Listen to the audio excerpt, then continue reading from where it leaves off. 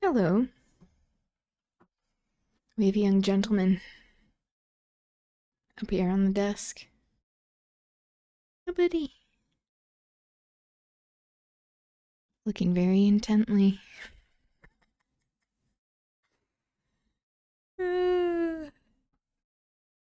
Kept trying to eat my sandwich. I have a sandwich up here.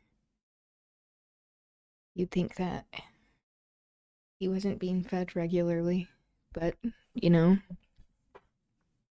he is. The vet has even said, like, he probably needs to lose a little bit of weight. I'm like, don't. I'm covering his ears as he says that, as I say that. Hello, Aliana. Bunso, welcome. How are you doing? All right. Shall we get into things? Another day, another stream in fascist America, the United States of America. Welcome to whatever this is, an attempt at providing education, advocacy, and a little common sense in this digital wasteland. I'm Aubri Devashrayee. Welcome to the people who are here wanting to create a better world, create systems outside of these oppressive ones, have a space where we see the humanity in one another. It does not mean that we're doormats, or that we don't engage in robust discussion, good faith criticism even. But to the people here with ill intent, may you receive what you give. A curse be upon you. All right, welcome.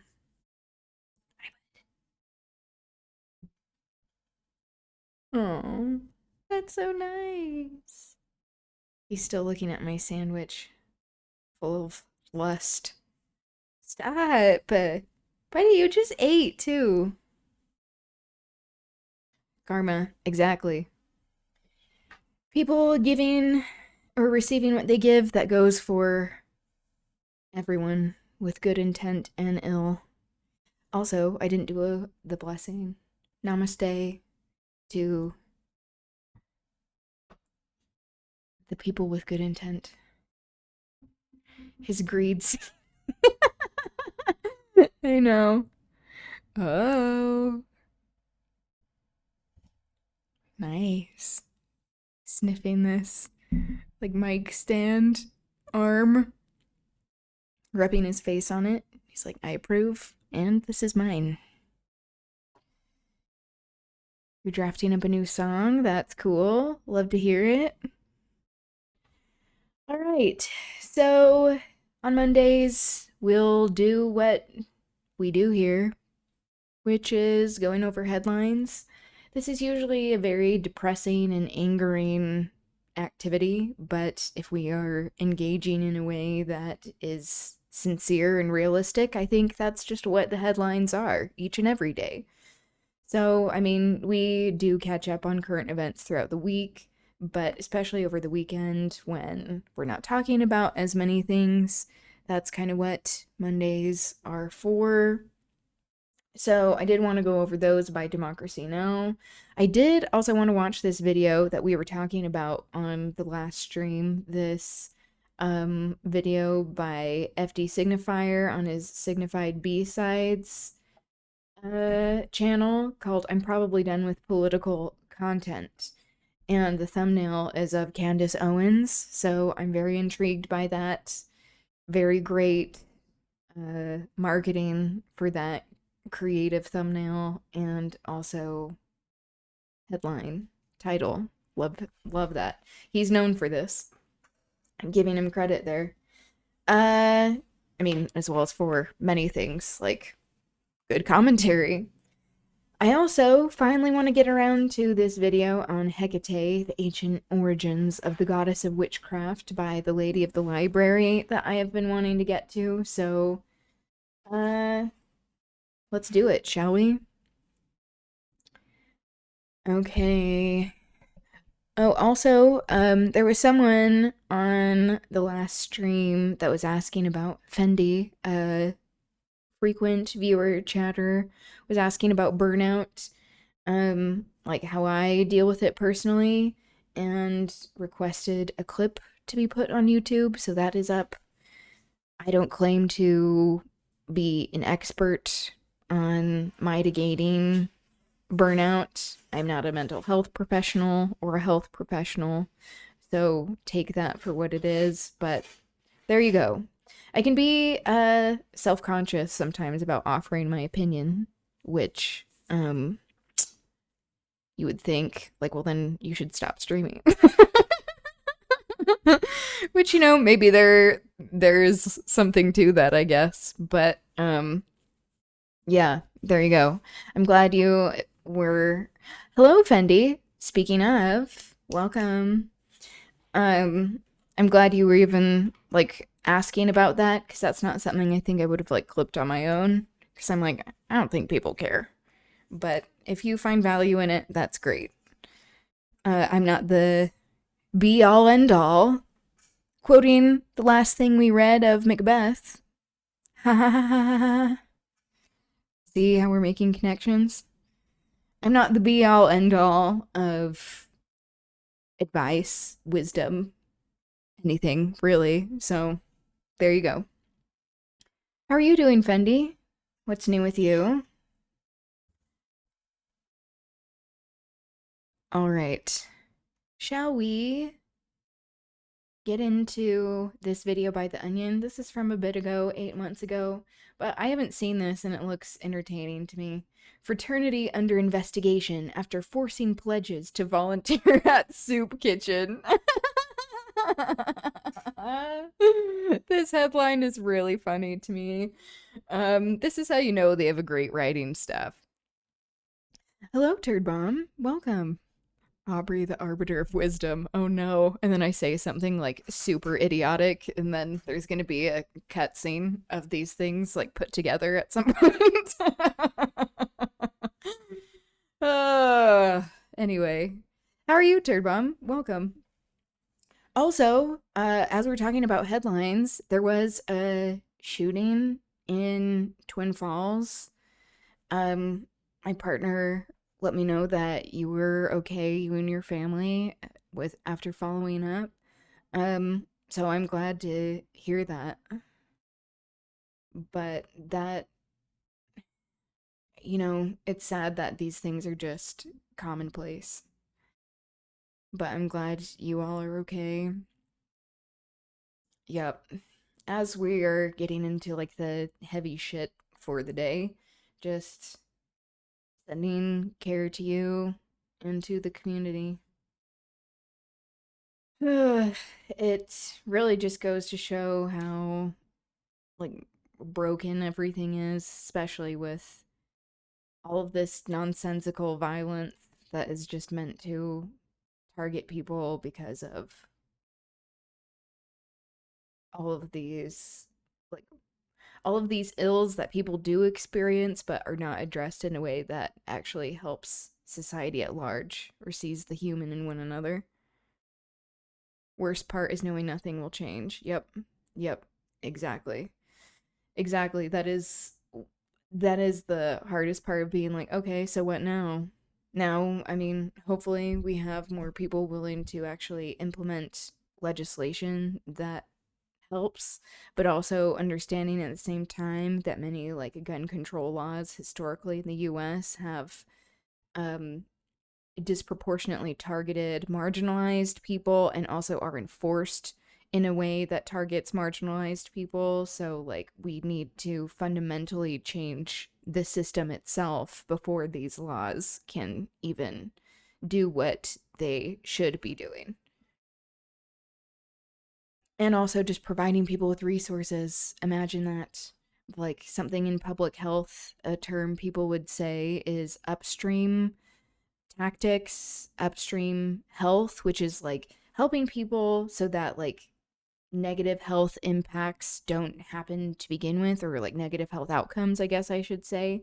So like getting people the resources they need from birth, even like before, of like having stable families, of helping everyone have access to reproductive care and a livable wage and housing and not being poisoned by where they're living, like all of these things. That's like if we actually address these aspects in a good faith way, we wouldn't have as many atrocities that are happening. So, anyway, I am curious to see if they'll address that with the headlines on Democracy Now! I would hope so. But at least, we're talking about it. Hello, Linton. Welcome. How are things with you? How was your weekend? If indeed it was a weekend. All right, before we get into more heavy stuff, shall we watch this by the Onion? This is amusing to me. There weren't really like frats or sororities at BYU. I guess there kind of were in name, depending on like where you were living. Like the more expensive of a place that you were living, like the richer your family was, that was kind of considered like a frat house or a sorority when things are divided by gender and such. Um, but I don't think, even if I went to a school where there were frats and sororities, I wouldn't have tried to join a sorority anyway. I mean, it's gendered, clearly.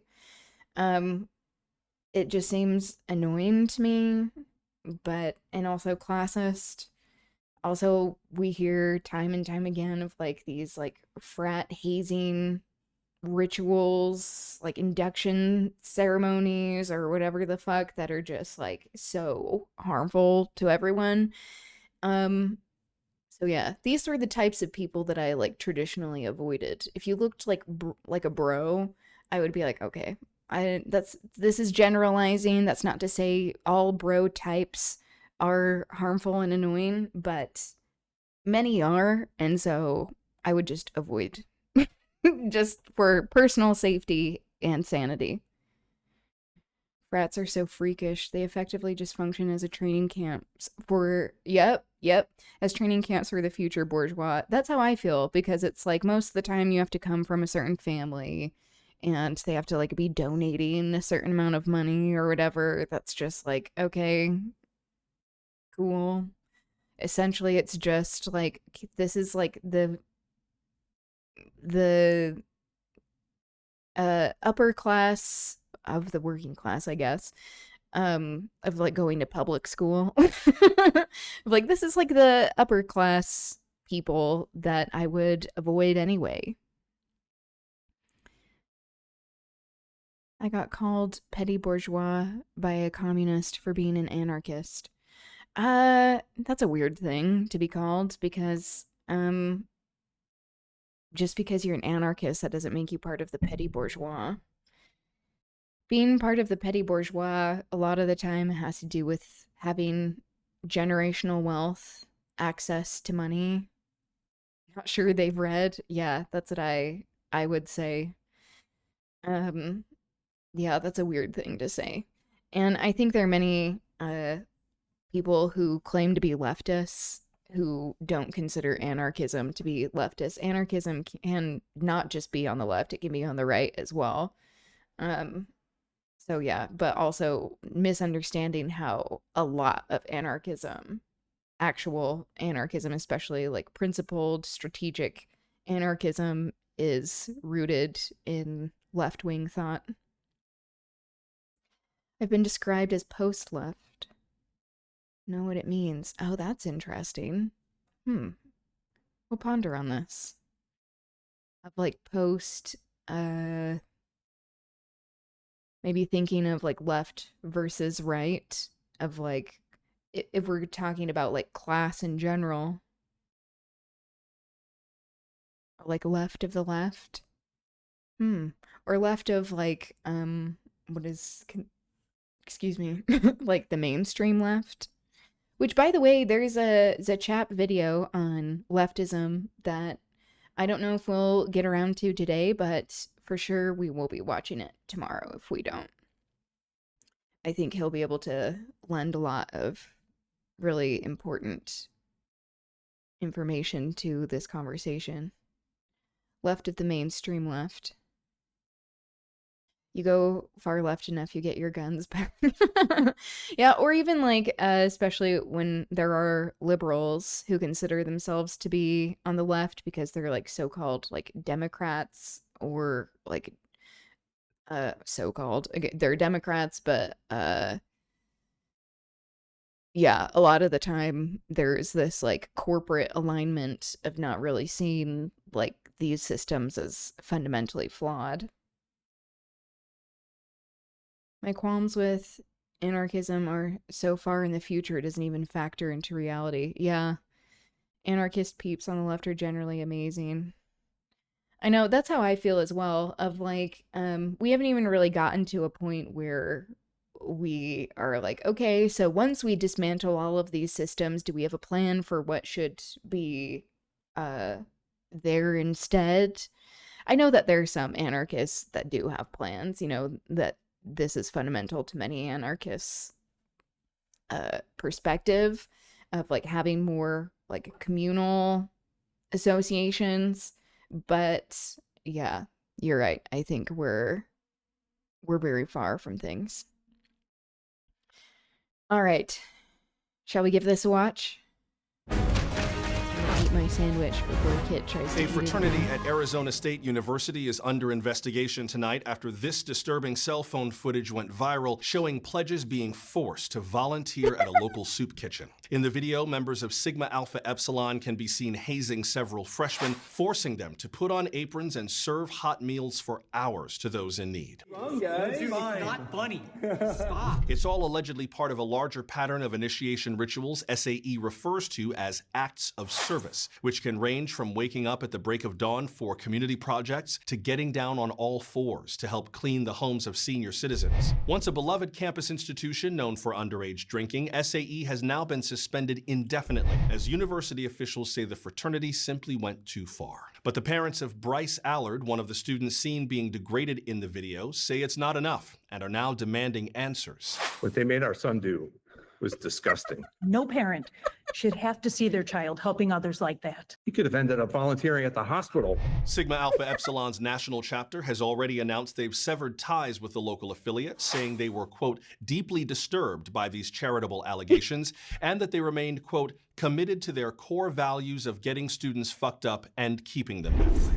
Coming up next, rare footage of an indigenous tribe isolated deep in the jungles of South America. Hear why anthropologists believe they may have discovered the last culture to be completely unmolested by Jeffrey Epstein. You've seen the news, now touch it with your fingers. To receive your monthly print edition of The Onion, head to membership.theonion.com today.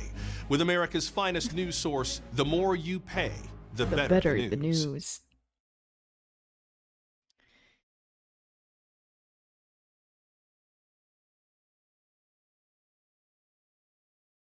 Insurgent plans ahead. No, it's true. Even like they're like even beyond like nation building or just like community building in general. Yeah, mutual aid networks, making sure that we aren't reliant on these capitalist systems.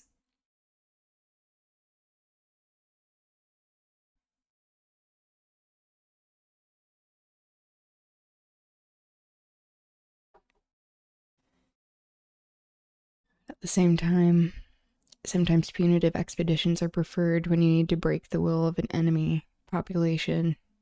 Yeah, and that kind of gets into like the diversity of tactics as well, of like you're talking about a plan for like what would be more of an ideal society of what that would look like, and also like talking about how we get there to begin with.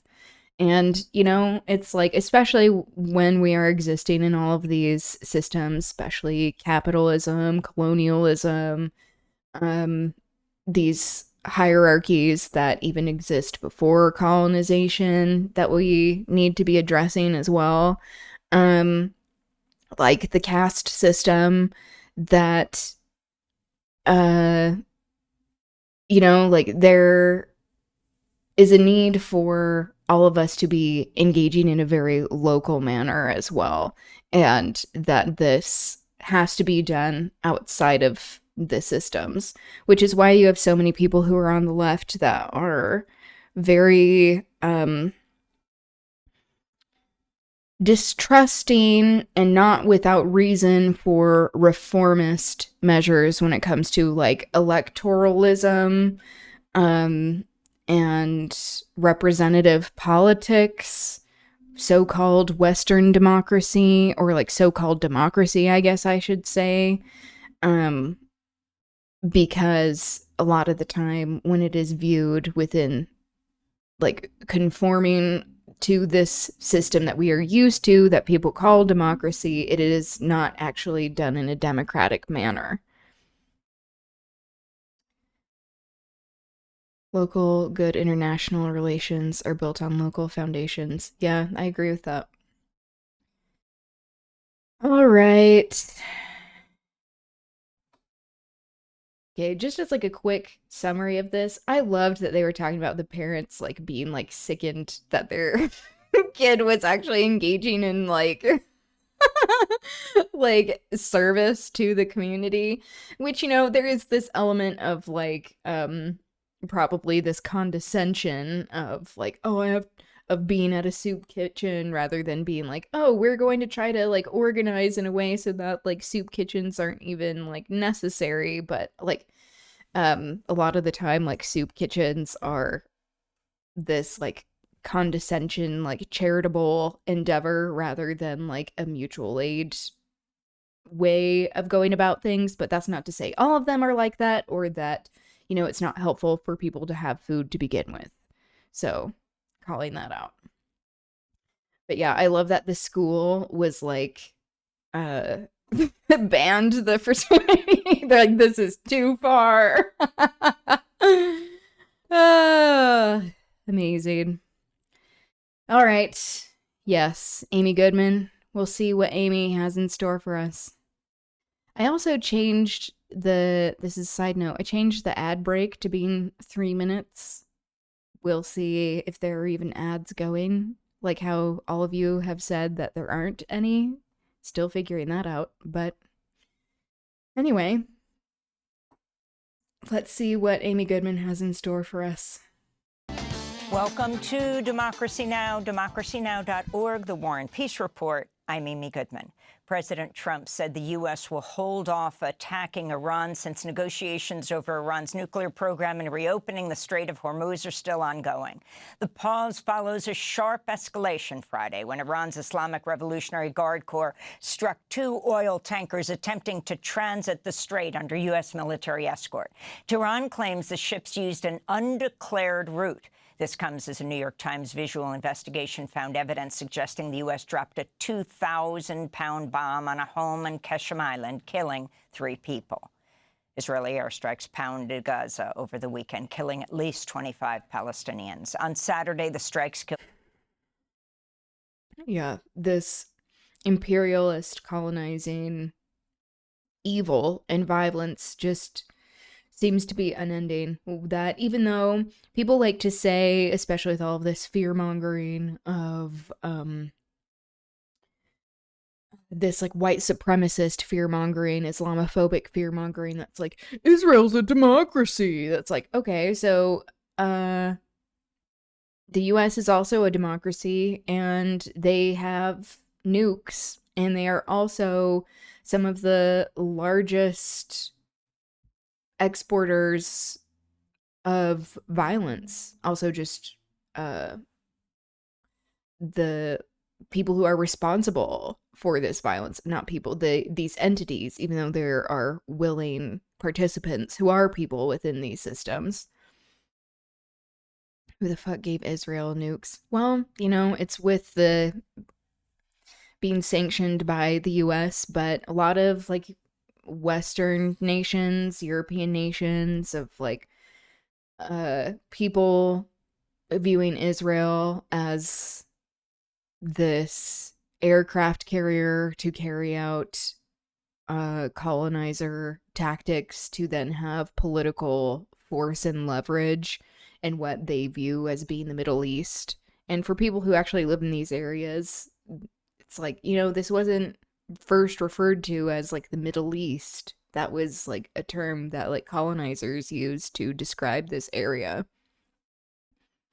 Or soup kitchens are used as a Trojan horse for unwarranted religious lectures. Yep, exactly. Which, you know, proselytizing is another form of colonization and just oppression.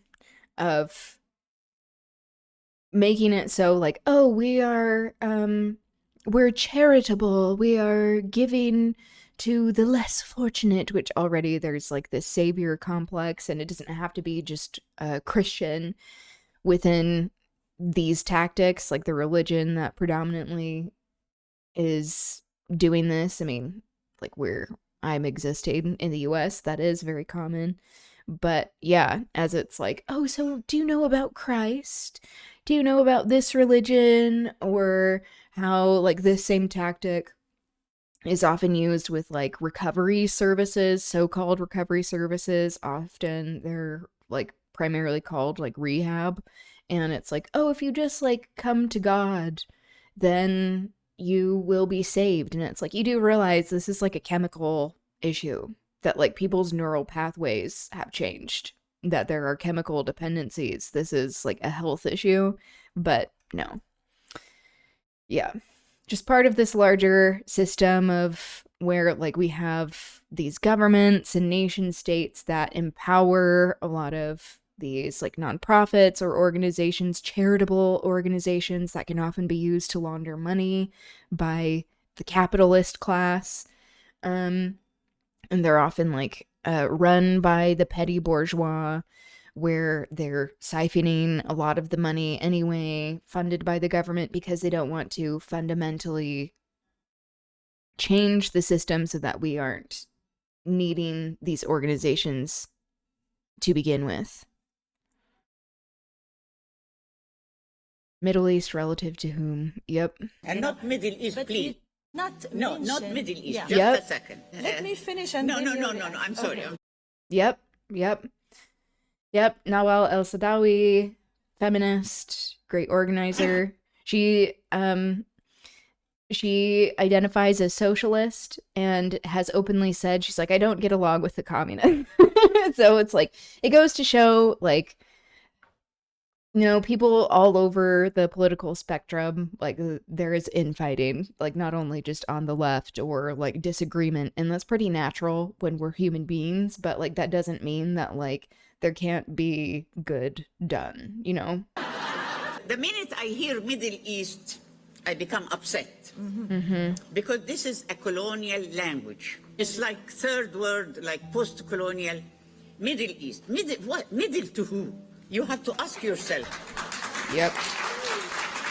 When we So learn... what is the term to I'll be tell used? you. Just Yeah. wait. Yeah. Patience. Patience. Yeah. How about shut up and listen for a sec? From you ask yourself why. Who called that? Why we are called Middle East? We were named, and we have to study history. We were named Middle East because we were a British colony. So Egypt was Middle East relative to London.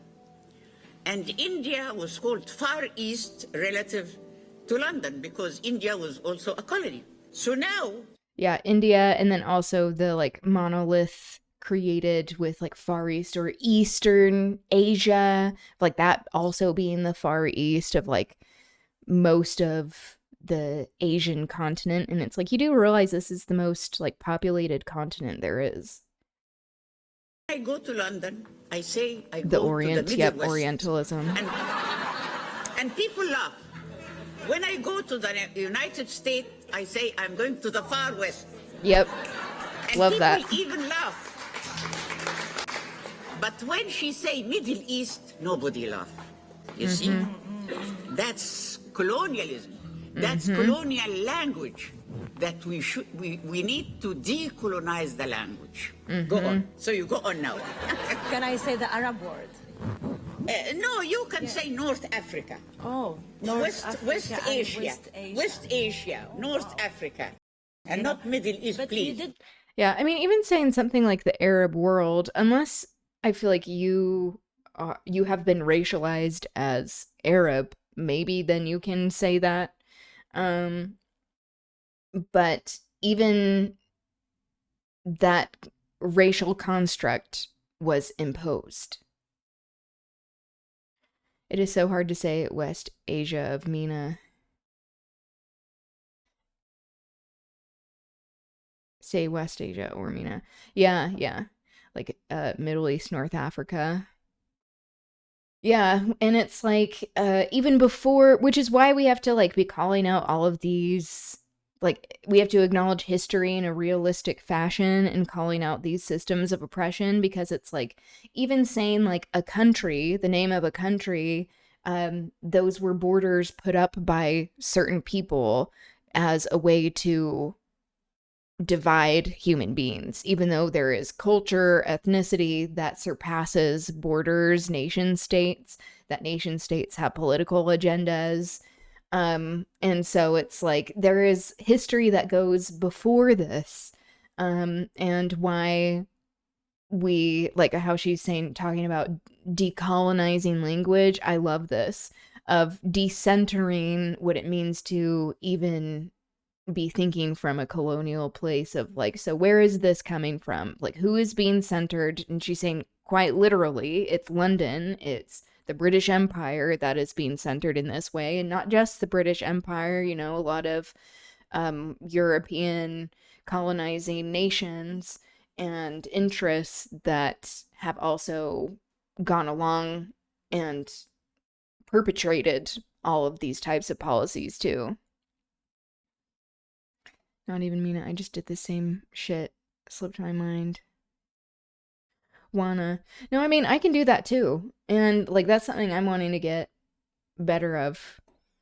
Better about. Better of. Jeez, it's Monday. Yeah. So, like, we're all in this together. And I think, like, as we're working to decolonize our minds, decolonize language, it takes a lot of mental awareness of, like, being present and acknowledging that like we will make mistakes sometimes. So like me even saying the Middle East before that. Yeah, and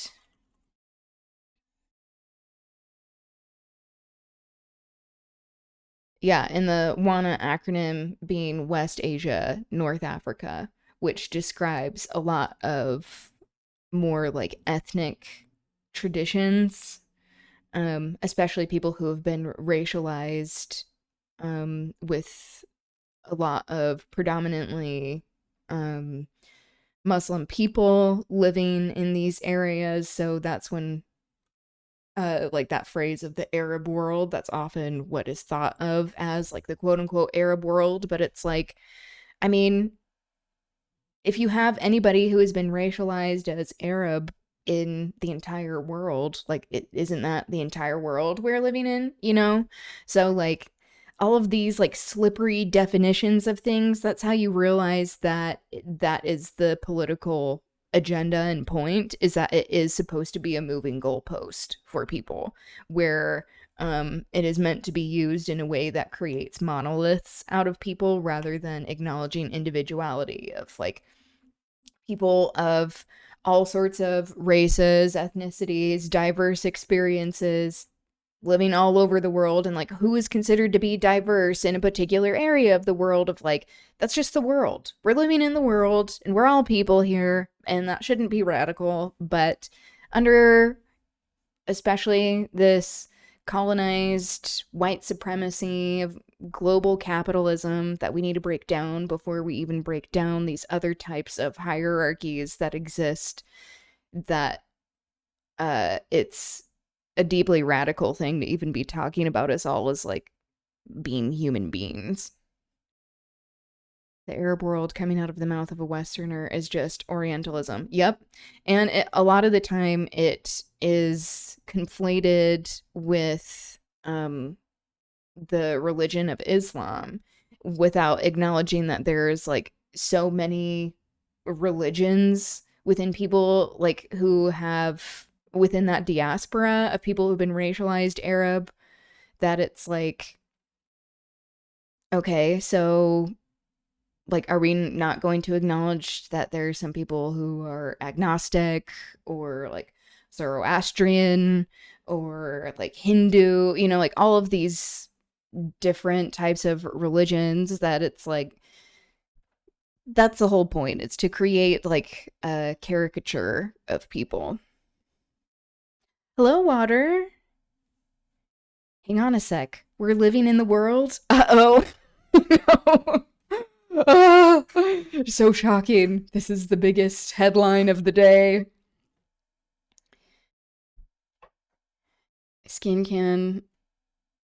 It can be grafted on differently colored folks. Yeah, it's like because we're all human, and so this is why like all of these systems start to crumble, where it's like once you reject the eugenics of colonization, this Darwinism that has been used to justify this colonial extraction and expansion, and also just hierarchies of human dignity, then it all just falls apart. Yeah, everyone can have kids. Yeah, exactly. It's like there isn't any sort of like genetic difference, or like how in a previous interview that we were watching of Toni Morrison, where she was on the Charlie Rose show, where she was like race is a social construct. And when this is something that I don't know if I mentioned, but when I was posting the clip of that, of like Banned Book Club to YouTube, her saying just like that small amount of, like, it wasn't that long of a clip of Banned Book Club, and it wasn't that long of a clip that I showed, but that phrase specifically was banned in so many different countries. They're like, this video can't be shown in like this country, this country, this country, this country. And it's like, this is very clearly people and nation states. I guess I shouldn't say people, but the ruling class in these nation states and their policies that are like, we can't let people know that race is a social construct. Of like, once we start to take that apart and deconstruct it, then we realize that their power is very much propped up by those systems and by weaponizing racial identity. How are things with you, Water? Good to see you. Water had a very cute, fun stream on Saturday, Sapphic Saturdays. I greatly enjoy that. I always have to say, your notifications are so clever and heartwarming. They bring me joy. 7 people across the Strip. On Sunday, the toll climbed higher. At least 18 were killed as warplanes hit Gaza City, Deir al-Balah, and Khan Yunis. Gaza's health ministry says 152 people have been killed in Israeli attacks in July, the highest of any month so far this year. Since the so-called ceasefire took effect in October, Israeli strikes have killed at least 1,200 Palestinians. This is an eyewitness to one of the airstrikes Sunday. They said there was a truce, but where is the truce? This truce is just us collecting corpses, collecting flesh, collecting brains, dismembered men and hands. Why?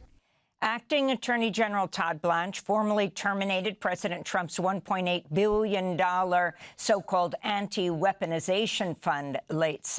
You gotta go, picking my friend up from the airport. Yes, drive safe. Oh, the emotes. They're so cute. They make me smile every time. Yeah, that's very nice of you to do. Be safe. Good luck. I'm glad you're taking care of yourself. I forget how late it is for you. I appreciate your support.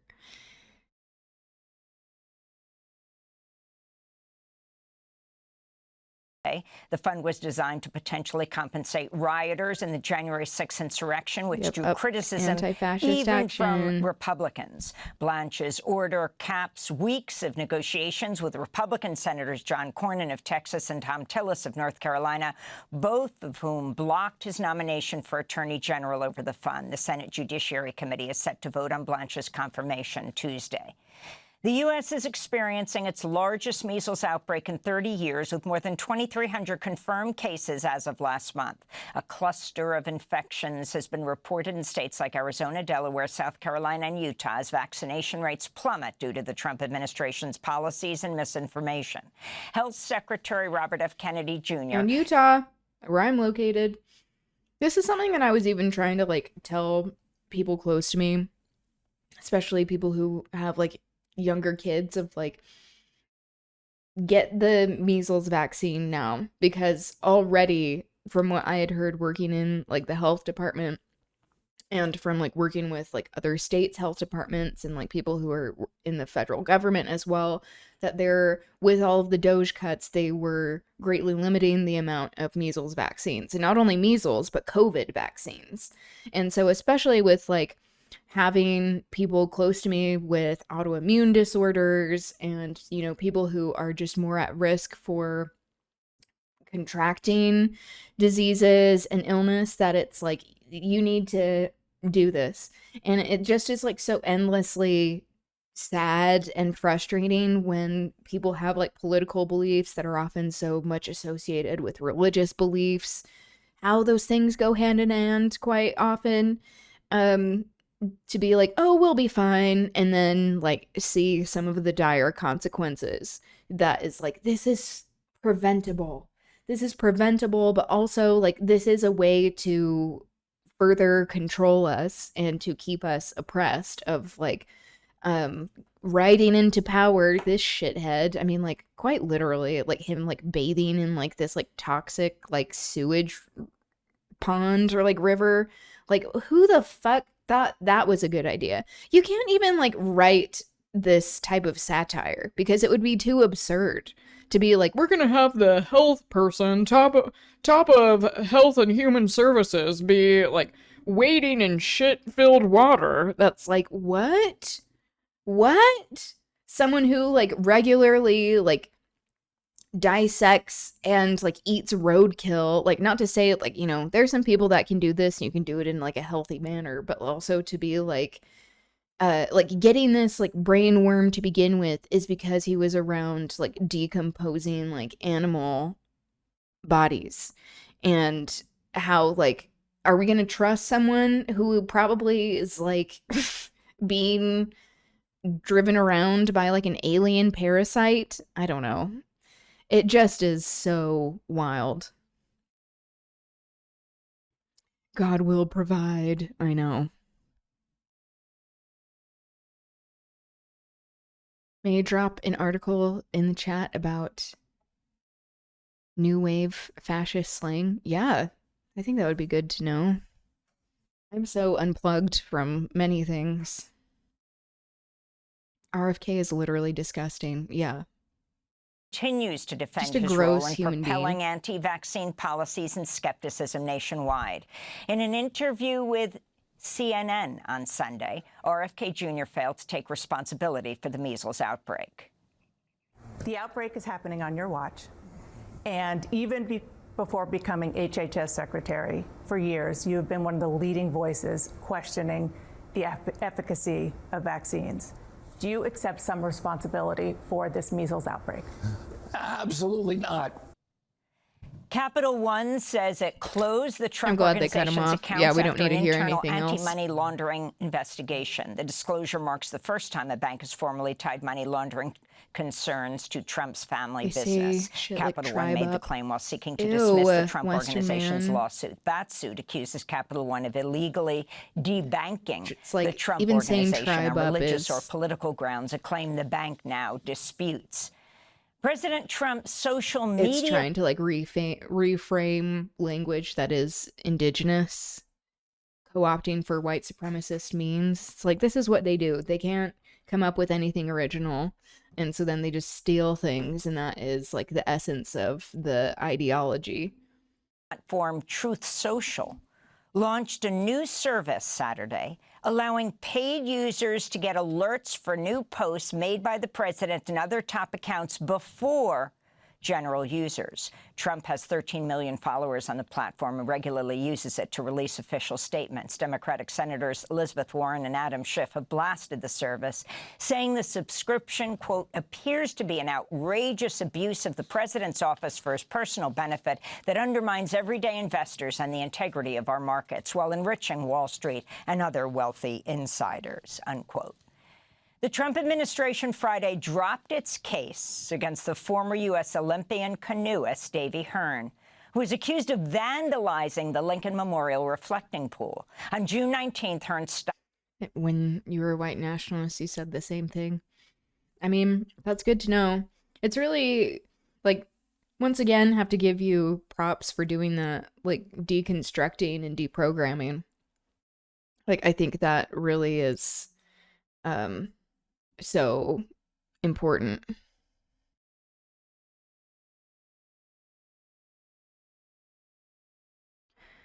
Respectfully, ableism is never cool. Making fun of fascists for their belief is enough.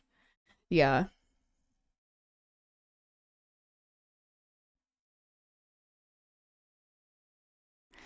No, it's true.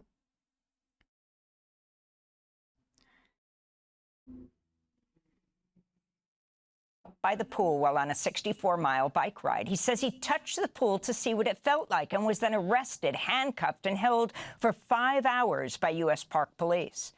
President Trump, in response, blasted U.S. Attorney Jeanine Pirro, who said the damage to the reflecting pool was due to poor construction and not the act of vandals, as Trump previously claimed.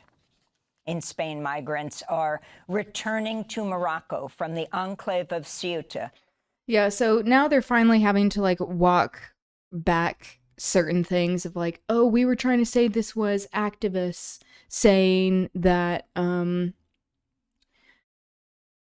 the people in power that are like Trump and all of his cronies that are like, it was activists who are making it so that the reflecting pool's changing colors. And it's like, no, it's because you took out the filtration system. And like, if you were trying to understand like ecosystems, you would realize that like algae grows that way. After attempting to cross the border, the local government reports as many as 86 migrants were killed in the crackdown. Some of the victims drowned. Others were crushed while trying to climb the breakwater that holds the border fence. About 60,000 people crossed into the Spanish enclave from Morocco since Thursday. Authorities say virtually all have now returned voluntarily.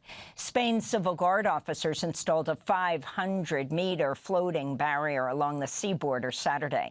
Meanwhile, hundreds of Ceuta residents rallied against a planned far-right anti-immigrant demonstration, forcing organizers to cancel it. This is a Moroccan migrant who swam into Spain's Ceuta. We're really hungry. We're trying to hold out. We're holding out a bit. We eat a little, sometimes even though it's not a good meal. We do it so we don't die, that's all. We eat sugar, cakes, things like that. We drink water. We'll have more on this story after headlines. In Greece, 2 firefighters were killed Sunday when 2 helicopters battling a massive wildfire collided west of Athens. Migrants get murdered. Yeah. And it's like, unfortunately, this is a sentiment that is thought and implemented throughout many nation states of saying, you know, this xenophobia that is global, where we have to be calling into question, especially ethno-states that are trying to say, like, certain people belong and certain people don't. Dehumanization. Yeah, exactly. Which is why, like, Linton has brought this up before of, like, taking issue with, like, the term expat. It's like, expat is usually, like, referring to white people specifically who leave a nation, and then when people also afford them this term rather than saying, like, you're an immigrant, because then immigrant is implying anybody who is not white and part of these, who is aligned with these ethno-states and their policies, that's like the way we use language is very important. Weather crew members in one of the helicopters were rescued. More than 100 homes were destroyed overnight this weekend in blazes that broke out around the coastal village of Porto Cremene. Hundreds of people have been evacuated. This is a local resident. It's not a good situation. This is extremely sad. The wind is very strong and keeps changing direction. It's difficult to deal with. The firefighters who are trained and experienced can't contain it. How can we? Meanwhile, Hungary's temporarily shut down the country's sole nuclear power plant for the first time in more than 40 years amidst a scorching heat wave and severe drought that triggered water use restrictions in more than 100 cities and villages. In more related news, Britain's National Farmers Union warns rising heat and a water drought could lead to shortages of certain foods in parts of England. This is at least the third drought in 5 years, with some areas of England not seeing rain in over a month. Here in the United States and Washington State, nearly 65,000 people have received evacuation orders amidst intensifying wildfires around the city of Spokane. Yeah, the world is on fire. Local officials say blazes in the region have destroyed more than 700 homes and businesses. In Cuba, the electricity grid collapsed Sunday, plunging the island into another nationwide blackout. No, the island has suffered at least 3 blackouts in July alone due to a U.S.-imposed oil blockade following the abduction of Venezuelan President Nicolas Maduro back in January. Venezuela had been Cuba's primary oil supplier. Imports from Mexico also halted amidst increased U.S. pressure. Another immigrant has died in ICE custody. 29-year-old Prisciliano Trejo Ricano reportedly began feeling ill while jailed at the Stewart Detention Center in Lumpkin, Georgia, and was reportedly denied medical care. He was suffering from an aggressive form of leukemia and died July 24th after being transferred to the hospital. At least 50 immigrants have died in ICE custody since Trump returned to office. In Texas, a key witness in the Houston ICE fatal shooting of 52-year-old Mexican father Lorenzo Salgado Araujo is speaking out after his release from an ICE jail. Surveillance footage and witness accounts have repeatedly refuted ICE claims that Salgado had attempted to assault ICE agents when he was shot in the abdomen and killed. Jose Trinidad Rojas Pliego was a passenger in Salgado's van. He spoke to CNN last week. Did Lorenzo threaten ICE agents? That's a lie. At no point, either behind nor in front. At no point were the ICE agents in front or behind? Lorenzo never did that. That's Jose Trinidad Rojas Pliego. Republican Senator Bernie Moreno of Ohio is calling on his ex-son-in-law, Ohio Congressmember Max Miller, to step down in light of his daughter's domestic abuse allegations. Miller's ex-wife, Emily Moreno, Abolish ICE. Yep, exactly. Abolish ICE. We need to abolish the police state. That this is just a continuation of colonization. And this is the intent, is to make people suffer. And it's evil. It's evil, the dehumanization, the way that it is state-sanctioned violence. Why we must constantly call into question these definitions of violence where really the conditions that we exist in are deeply violent, especially the more intersections of marginalization that you experience, and how there are many people that have been saying like there's kind of like a lowering, or like it wasn't as aggressive, these raids by ICE, these tactics by ICE. That's not true. They just were able to get around being noticed by the media as much. They resorted to much more like underhand, if that's even possible, like strategies of engaging in such bad faith, of like dressing up in a way that they didn't look like ICE.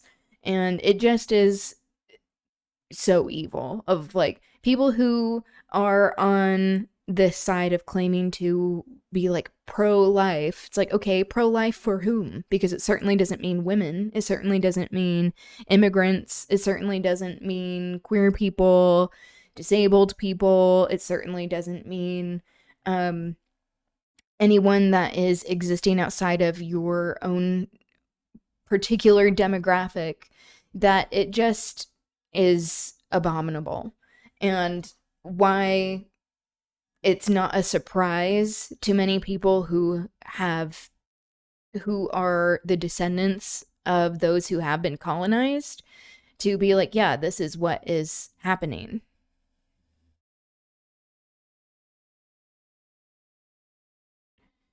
Oh, these are cool lyrics.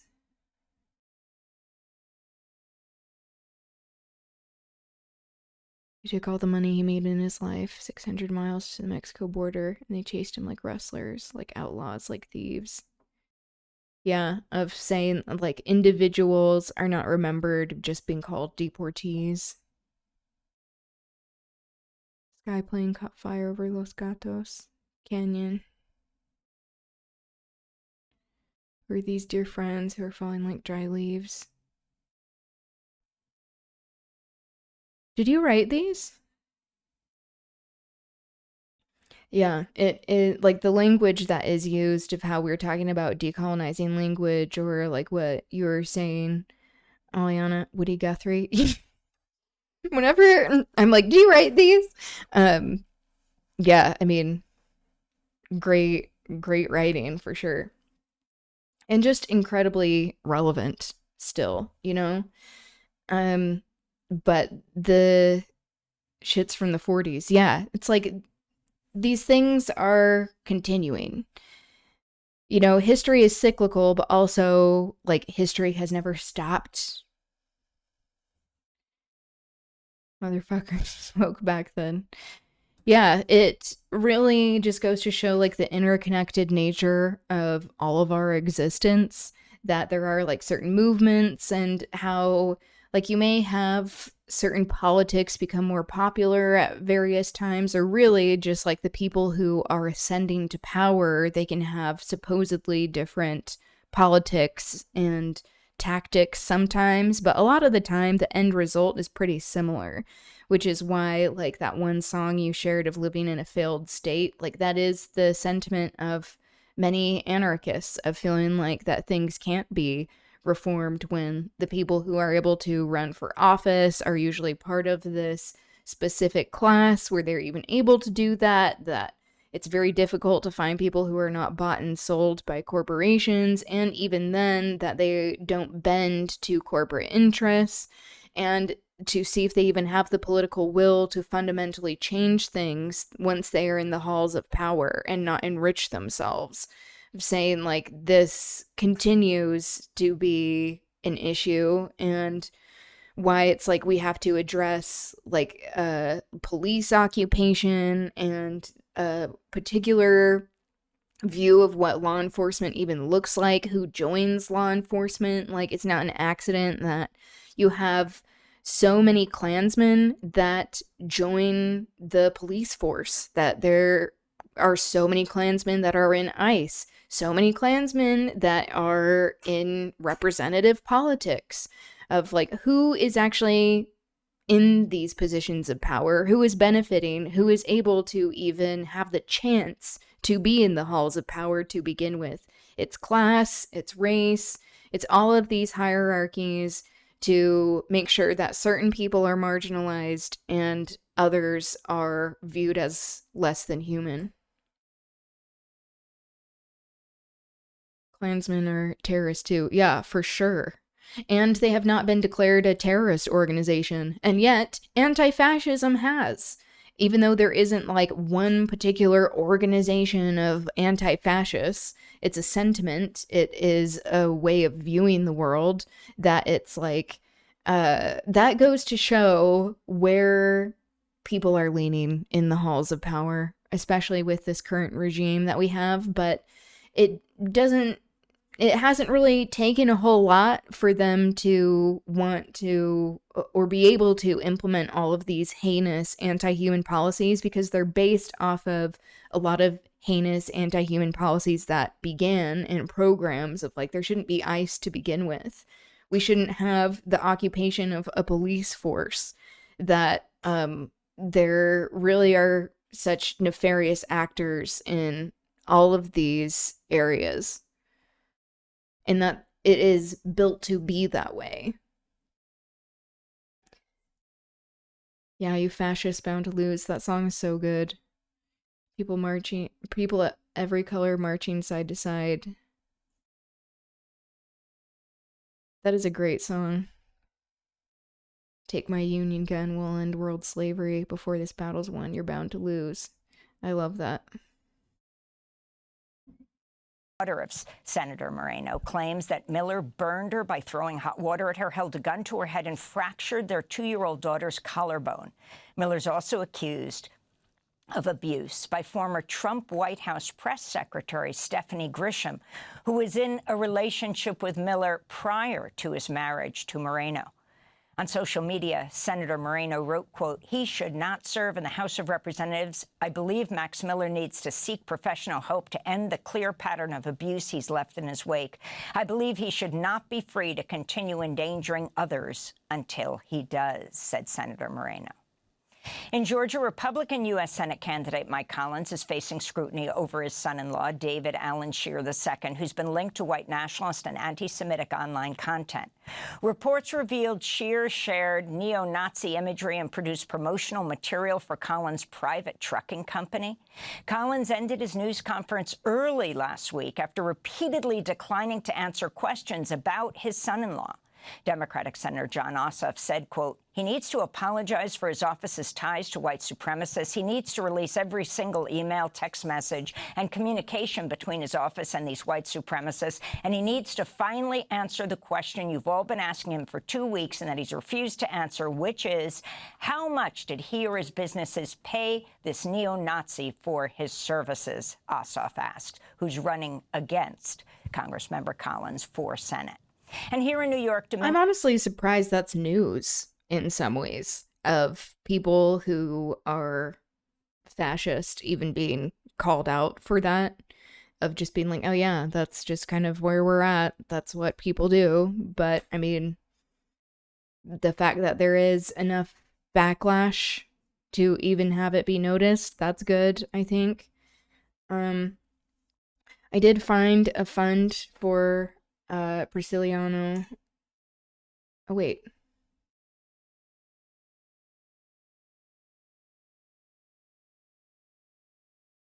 Oh, no. This isn't the right one. Whoops. Oh, wait, was that? I think it was. Here, let me find that again.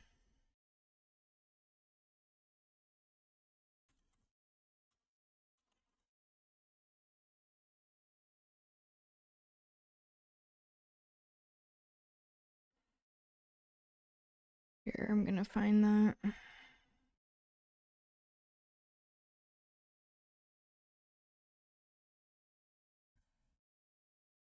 think that was the right one.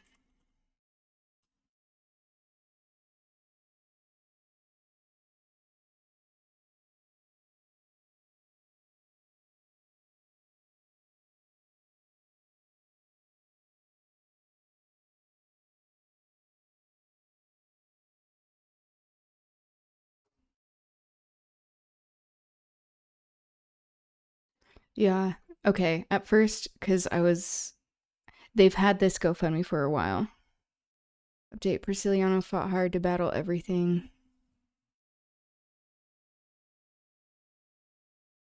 Here we go.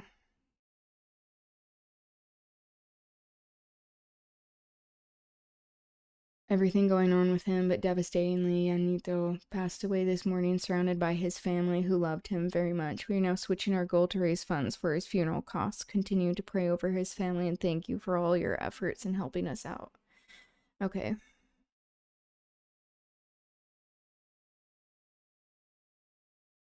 Yeah, and that's where they mention the ICE detention. It's like,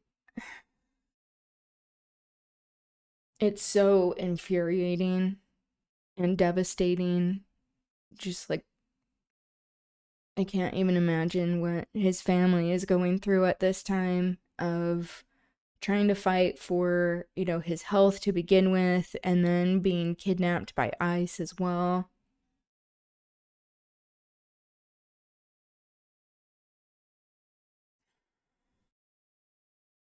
But if you are able, this will go towards his funeral costs. And, as unable to pin. I don't know why it's not being able to be pinned. Okay. I was trying to pin that to the chat, but for some reason that wasn't working. Like, we go over these types of funds to help people with their legal costs and like to support families, but like this isn't a replacement for human life. This isn't a replacement for human dignity and the freedom to just exist without fear of being kidnapped, trafficked, imprisoned, and die by the hands of the state, by state violence. That this is evil, what is going on, and it should enrage all of us. Rest in power, Priscilliano. Abolish ICE. Link to a song, I mean. Yeah. Go for it. Yeah, I'll play that after this video. American scholar, historian, and prison abolitionist Dr. Johanna Fernandez has passed away after a years-long battle with cancer. She was 55 years old. As a professor of history at Brooke College and CUNY Graduate Center, Fernandez was a leading scholar of the Young Lords, publishing the award-winning book, The Young Lords, A Radical History, in 2019. In 2015, she co-curated the exhibition Presente, The Young Lords in New York. Fernandez also created the Latinx Freedom Movement Archive and Exhibition Project alongside historian Felipe Hinojosa. She was a longtime supporter of the imprisoned activist and journalist Mumia Abu-Jamal. Over the years, Fernandez appeared on Democracy Now! Many times. She joined us in 2000. Mumia is still imprisoned, by the way. He was originally accused of murder, these false charges, because they just want to target people, especially for liberation movements, particularly Black liberation movements, but he's still imprisoned. So his death sentence was commuted. He's no longer on death row, but he's still imprisoned. He has been since the 80s, and his health is it has deteriorated. I mean, surprise, the healthcare in prisons it's non-existent, essentially, but it is continuing to deteriorate. So FD Signifier interviewed Mumia in a somewhat recent video that I highly recommend. 15 to look back at the legacy of the Young Lords. What we see is that the movements of the 1960s, what is known as the New Left and the Black Power movement, transformed the relationship between people of color and white people, challenged U.S. foreign policy, but also transformed our understanding of gender and sexuality. And those were the issues that the Young Lords were concerned with. And those are some of the headlines. This is Democracy Now!, democracynow.org, The War and Peace Report. I'm Amy Goodman. Thanks for watching Democracy Now! On YouTube. Subscribe to the channel and turn on notifications to make sure you never miss a video.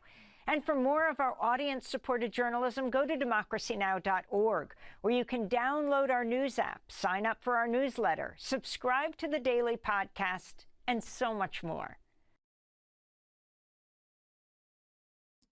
Welcome to AI Hell. I also highly recommend Intellectual Media. Her content, she really does such well-researched, informative, educational content.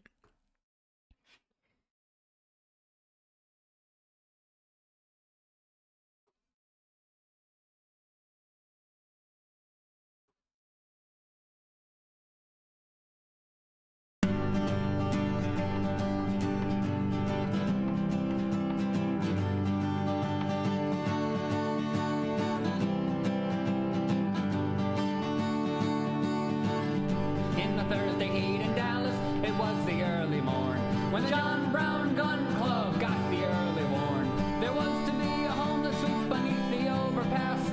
Shelters closed, IDs and tools thrown into the trash. If you're sleeping on the streets and you don't know what to do, John Brown's guns live in 2022. And as long as I live, I won't forget the day the coppers said, oh well, and we sent them on their way. Around 6 in the evening,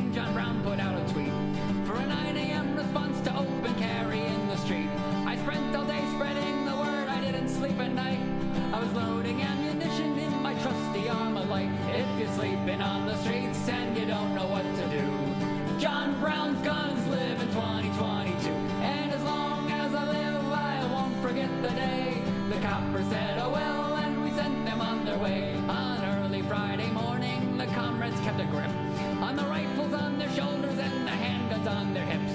The pigs that took one look at us didn't know what to say. The copper said, oh well, and we sent them on their way. If you're sleeping on the streets and you don't know what to do, John Brown's guns live in 2022. And as long as I live, I won't forget the day. The copper said, oh well, and we sent them on their way. The copper said, oh well, and we sent them on their way. The copper said, oh well, and we sent them on their way. Yeah, I mean, especially when people are disempowered, it's important for people to have protection.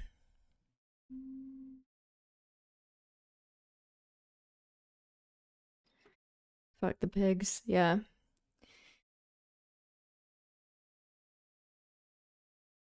Yeah, and how, like, displacement is political.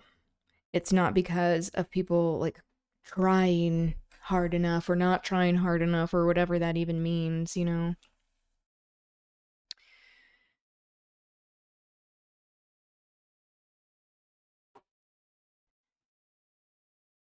All right.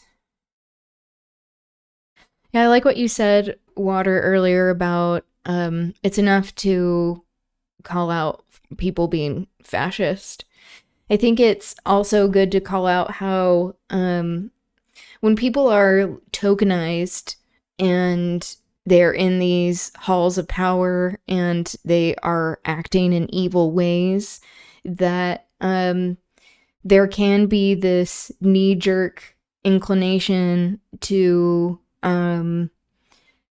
target people based off of some of the ways that they are marginalized, and how we need to separate like conditions that are imposed on people or how people are perceived versus how they are choosing to act in a certain space. Of like, it's not enough to just have representation in power. It's what kind of representation, which is why we have to be separating anything that any sort of like identity politics from the actions of what people are doing, and sizing up people individually in how they are acting, especially when it comes to being part of this oppressive system. Okay.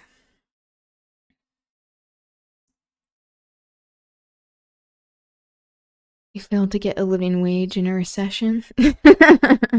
I know. Okay. Let's watch this by FD. I've been wanting to watch it for a while. Or I guess not a while. It hasn't been out for a while, but it's felt like a while because normally I'm one to, like, when I see his videos be published, that I'm like immediately watching them. So we'll see what this one has in store. I'm probably done with political quote unquote content. My camera display is acting up. I am in the middle of post big video depression, and I'm not even centered on screen, and I haven't shaved. So we just gonna see how this works out as I rant at y'all for the next 30 minutes.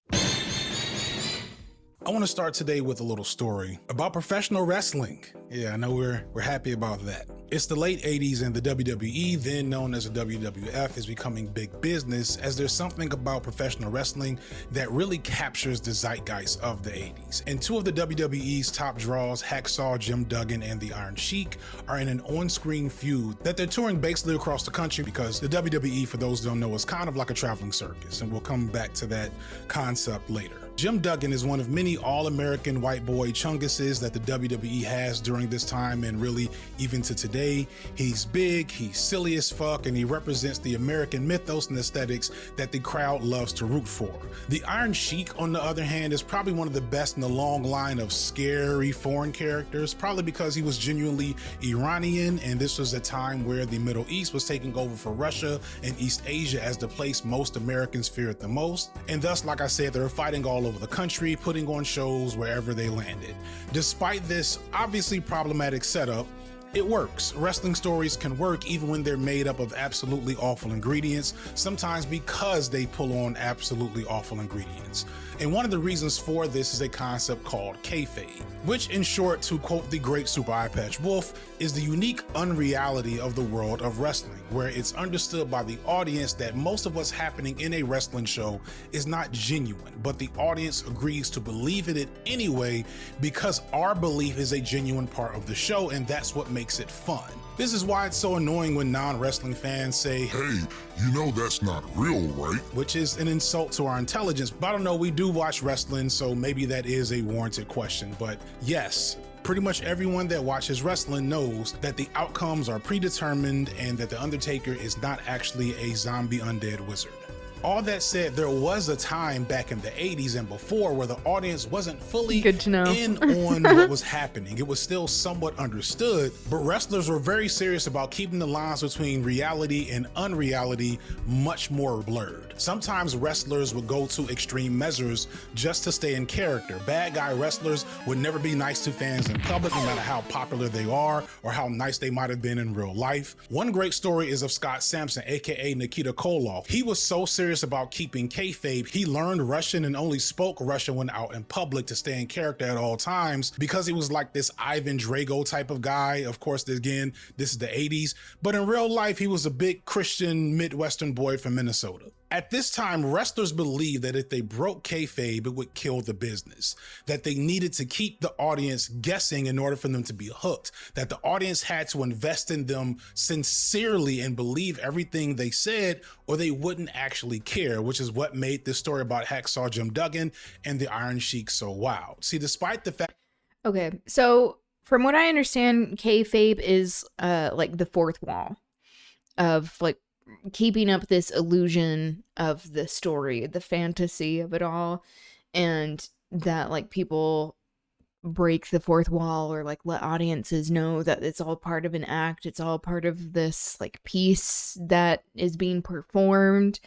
Like when we see them like talk directly to the audience, or even like how FD is saying here, like seeing actors like or wrestlers outside of their wrestling persona, of like that was, especially during this time period, viewed as like so detrimental to like the fantasy of it all and their own careers that they would continue this even in their personal lives, which that seems like that would be very taxing.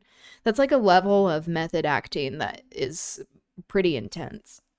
They were mortal enemies in the ring. They were actually cool with each other. They were co-workers. And one day, Iron Sheik asked Jim Duggan for a ride from the venue they were at in New Jersey to the airport. While on the road, they picked up some beer and drank a little, which resulted in them getting pulled over because Jim Duggan, who's from New Orleans, I guess is not used to road rules outside of New Orleans, whatever. When he got pulled over, he told the police officer that he had marijuana in his pocket, and he thought it was going to be fine until the police officer took him out the car, searched it, and found out that the Iron Sheik had crack cocaine on him. News of this blew up by 80 standards at least. This was not, the world of Twitter. Both were punished, and to all that understood, kayfabe as it had been known up until that point was broken forever. Who would believe that these two men were mortal enemies now that they were caught with cocaine and weed on the New Jersey Turnpike? Turns out, plenty of people. As the years went on, kayfabe, as it was understood in the wrestling world, changed into what it is today. The wrestlers are letting the audience in on the unreality of it all, and it's actually made the whole enterprise better, more creative, and more interesting. Because the audience now feels in on the fiction, they're not stopping to ask themselves, just how does Kane get the ring to set on fire whenever he swings his arms down? The wrestling audience, while still weird and problematic at times, showed itself to be mature and amenable to enjoying their unique form of entertainment without the extreme measures the performers put themselves through for their entertainment. And the performers respect the audience enough to see them as peers in the storytelling instead of marks that need to be tricked in order to enjoy the show. So you might be asking, what does this have to do with political content and why I'll probably never really make a video on Candace Owens? Before I explain this and bring this home, I want to shout out a creator named Brittany Simon, who I've been watching on and off for years now, who's built a loyal following, low-key not based on doing kayfabe. And I can't go through with this analysis without giving credit to the fact that it was a lot of the things that she had been saying for years that congealed into how I'm breaking this down in this video. So just Brittany Simon has some great content. Go check out. Credit there where it's due. My And most recent support video Brittany. on the main channel is titled, "This video is not about Candace Owens." And it's not. It's really not about Candace Owens. I even wear a shirt with her face on it that says clickbait. By the way, for those who don't know, this is my secondary channel, believe it or not. My bigger, more effortful stuff, i.e. longer, is on the main FD Signifier channel, and it's from that channel that I've made myself significant in this space. Significant as a black man with political opinions that are further left than the norm, which has made people care about what I have to say. And ever since I've been somewhat relevant, I've had people asking me to do a video on Candace Owens, and I've never been interested in that because Owens to me is not worthy of seriously engaging with, on top of the fact that whenever you talk about black women in content online, it turns into a mess because people like to shit on black women, and I don't usually want to be a part of that. And I only semi broke that standard in the last video because I used Candace as a Trojan horse to talk about Palestine. But initially that video was going to have a lot more Candace Owens in it, but not me debunking her nonsense. Instead, I was going to use her unique existence within this world of content to make a point that I've been thinking about a lot for years now. And I've talked about it in different ways, but finally, I think I've congealed all my issues of political content, but more importantly, political content consumers into a critique that can be summarized in one phrase. A lot of y'all are marks. Mark is another wrestling term, except derogatory. A mark is someone who thinks kayfabe is real. It's someone who is not smart enough or aware enough to be in on the craft. All of the wordplay.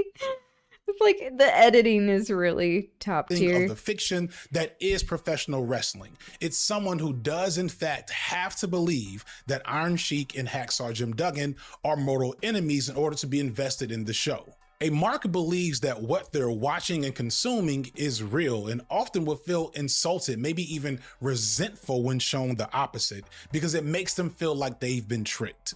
In the world of wrestling, no one wants to be seen as a mark because marks are annoying and they kind of ruin everything. They take things too seriously, make people uncomfortable, and can be obnoxious as a performers as well. Cue up this classic moment that has been memed a million times in wrestling communities. It's still real to me, damn it! After around half a decade now of making political content on this platform, I have come to realize a lot of consumers of political media, regardless of the political affiliation, are marks, and the worst kind of marks. They're marks that are convinced that them being a mark is actually the correct way to operate in the space. Some of you are marks with no sense of self-awareness on what you're actually doing when you click play or leave a comment or share a video. Many of you are convinced that your favorite content creator is actually a revolutionary, or that their platform, whether it's a couple of 100,000 or a couple of million, is some type of huge platform in the grand scheme of how political ideas and issues are developed. Or even worse, that your least favorite content creator is some type of CIA asset sponsored by insert government entity here to do evil stuff on YouTube to stop the revolution from happening, which is why you have to leave as many mean comments as you can in their on their videos. Sorry, I couldn't finish that one with a straight face. Some of you are convinced that your comments and shares are a form of praxis directly contributing to the political movement you claim to be a part of, and that would be bad enough in and of itself. But the worst part is the guy being like, all right, I did my part. Amazing. Some folk are invested in the show of politics, not realizing the kayfabe of Trump, Biden, and Diddy. I'm guessing you're using the honorifics ironically. Went to the same parties. Yeah, it's like Trump, out of anyone, I think, has understood. It's like he likes wrestling. reality TV was probably the best training ground for, yes, okay. It's like, I don't think you actually are viewing them as like honorable elders. But reality TV was the best training ground for Trump, where he understands the importance of optics, especially when it comes to what people perceive a lot of the time, helps them to establish what they believe. And so, like, all of these optics that he gets involved in, or like, seeing if there's like audience interest in a particular thing and then really like driving it home. It's like he has been effective at that. And that has been to the detriment of everyone. But sadly, it's like if it wasn't him, it would be other people, and still is consisting like this whole movement of what we are finding ourselves in, of this fascist, overtly fascist moment, this white supremacist, nativist, white Christian nationalist movement, is like it exists outside of Trump as well. So like people who just think that Trump and like Satan Yahoo, that they're the main issue, and that once they're out of power, then that means everything is solved, is very oversimplistic.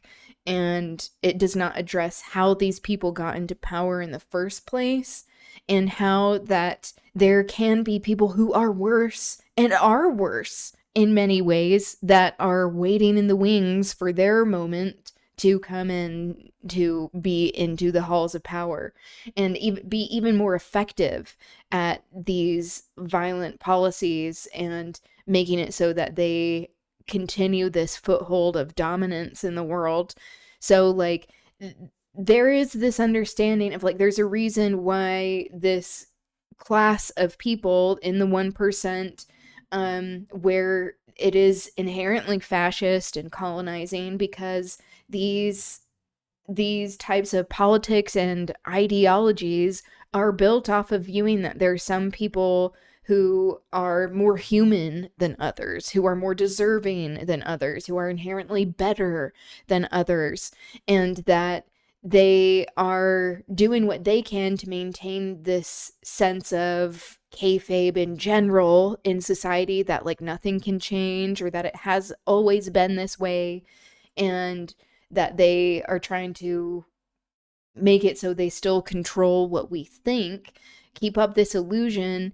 And we chip at that a little bit at a time when we are talking about the world that we live in, when we are engaging in organizing, when we are having discussions with other human beings and not just people that we know will agree with us on every single point.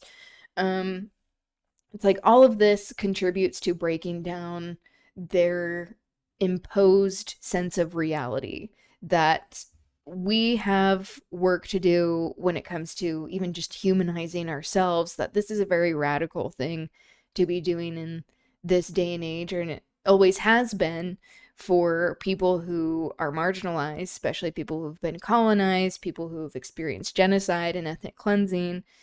And how like when people just kind of go with the flow, or like not do anything, of not establish opinions or learn, that this is part of the problem, but also it is a byproduct of people feeling so disempowered for such a long time because of being told who they are and what is possible, and being comfortable with the idea that some people are more deserving of human dignity than others, and how there are bad actors who are willing and do exploit these things and want to continue these viewpoints by co-opting all of these systems. But it does give me hope that we even have, you know, creators like FD, like Brittany, you know, like intellectual media that I was mentioning before this, like our community here and in other places of the internet, but also in person, how we're engaging is so incredibly important. And that they can only keep up these illusions for so long. Like, the more that we are actually connecting with one another, the lesser their power is, at least when it comes to optics. And we need to just really exploit that, but have it done in a way that is based around moving the needle in substantial ways that isn't just like what he was showing of someone just being like, I said something, now we're done. It's like, it is hard work in order to humanize ourselves and other people and create these systems outside of the oppressive ones. Unlike wrestling fans, most of you have shown a complete inability to reframe how you see things and actively resist being corrected on your views. Unlike wrestling fans, you cannot be trusted to engage maturely with the media you're consuming, and you tend to reward figures that willfully misrepresent themselves as more than just entertainers. The truth about marks is that they want their fantasy to be real. They want to be tricked, and they hate the truth about what they're really doing because secretly they low-key hate themselves. It's a sad reality of the genre that seems impossible to fix, and surprisingly, one of the first people to call this out was Candace Owens herself. One thing I hated to cut from the video was from this lesser discussed TED Talk that Candace Owens did before she became who she is today, when she was still a liberal or cosplaying as a liberal or whatever you want to make out of whoever Candace Owens was before she became who she is. This TED Talk is mostly about her experience of being bullied and harassed, something that she suffered at the hands of white students in her high school that got so bad that the NAACP got involved. They told me things like they were going to tar and feather my family, that they were going to put a bullet in the back of my head as they had done to Martin Luther King. They told me in so many words that I better not be home. For those who do not know, Owens grew up relatively poor, but also in an all-white area, so she had that fly in the milk experience that I talked about in other content. I'll leave the video where I talked about that, but just understand that although I empathize with why some Black parents do this to their children, this is categorically a harmful thing for Black children, and despite what some might think, I empathize deeply with Black kids who have had to deal with this experience because it can be traumatic. However, more significantly for the moment, this type of fly in the activity that Owens would eventually become known for. In this talk, Owens speaks on how the anxiety that she suffered after this ordeal led her to depression and anorexia, but not specifically the racial harassment, the aftermath of it, the depersonalization and attention. And what she learned from this experience might be the one time that Owens said something that I genuinely agree with. Owens learned early, well before the social media political economy existed, that most of how people interact through media, especially social media, is kayfabe. This TED Talk was not long after she had wrote the Donald Trump has a small penis article, and not too long before she became the biggest face in the MAGA movement. It's the same as when a baby face or a good guy wrestler subtly turns heel or into a bad guy, except again, unlike in wrestling, the audience thinks that this is all real and that it should be taken seriously. And some of you might be saying, well, that only works in the right, FD. And those of you who saying that were probably dick riders for Graham Plattner just a few weeks ago. And I don't have to point out how many I used to be right-wing creators are in this space at this moment, but there's plenty. So clearly this is not purely a right-wing thing. When I analyze what Owen says here, she seems to understand early on that all of this is kayfabe. It's just that most of the people involved, both the creators and definitely the consumers, don't realize it. They didn't realize they were participating in an agreed upon fiction, and thus they act way more severely and intensely than they would if they were standing face to face with people. That's because the method of activism has morphed completely. When our parents and our grandparents were coming up, that word required a physical presence. They had to march on the front lawns of the White House to put an end to the Vietnam War. They had to risk their livelihoods to put an end to institutions like segregation. Activism meant maybe being arrested. Activism meant maybe being killed. So they had to care deeply, beyond the concept of a trending hashtag, to voice their outrage. But today we have the internet, and the internet is fast, and the internet is amazing, but doesn't exactly require a physical presence, and it therefore allows us a level of detachment. And what I think Owens realizes after this moment, or what she was probably developing that explains where she went later in life, is that a lot of you want to be marks. They want to replicate the actual feeling and energy of doing something, but in the safe, low stakes environment of social media. And that all she'd have to do was keep telling good stories and people will reward her for that. And if you look at Owens's career, that's what she's done. Conspiracy theory after conspiracy theory, George Floyd. George Floyd was not an amazing person. First and foremost, George Floyd at the time of his arrest was high on fentanyl and he was high on methamphetamine. The president's wife in France. And today I have been sued by the first lady man of France. So let's just go, guys. Let's just go. Now whatever's going on with Charlie Kirk. It is an absolute fact that Charlie Kirk thought that he was a time traveler. He fused with random people, Kanye West, MAGA, not MAGA now, and of course Israel. Most of it just comes down to her knowing that if she says something with enough intensity and sincerity, there are people out there who will want to cling to her every word. And the important part to understand is it doesn't matter how wrong she is, how false what she's saying is, and how many times I or anyone else debunks her talking points, just like it doesn't matter that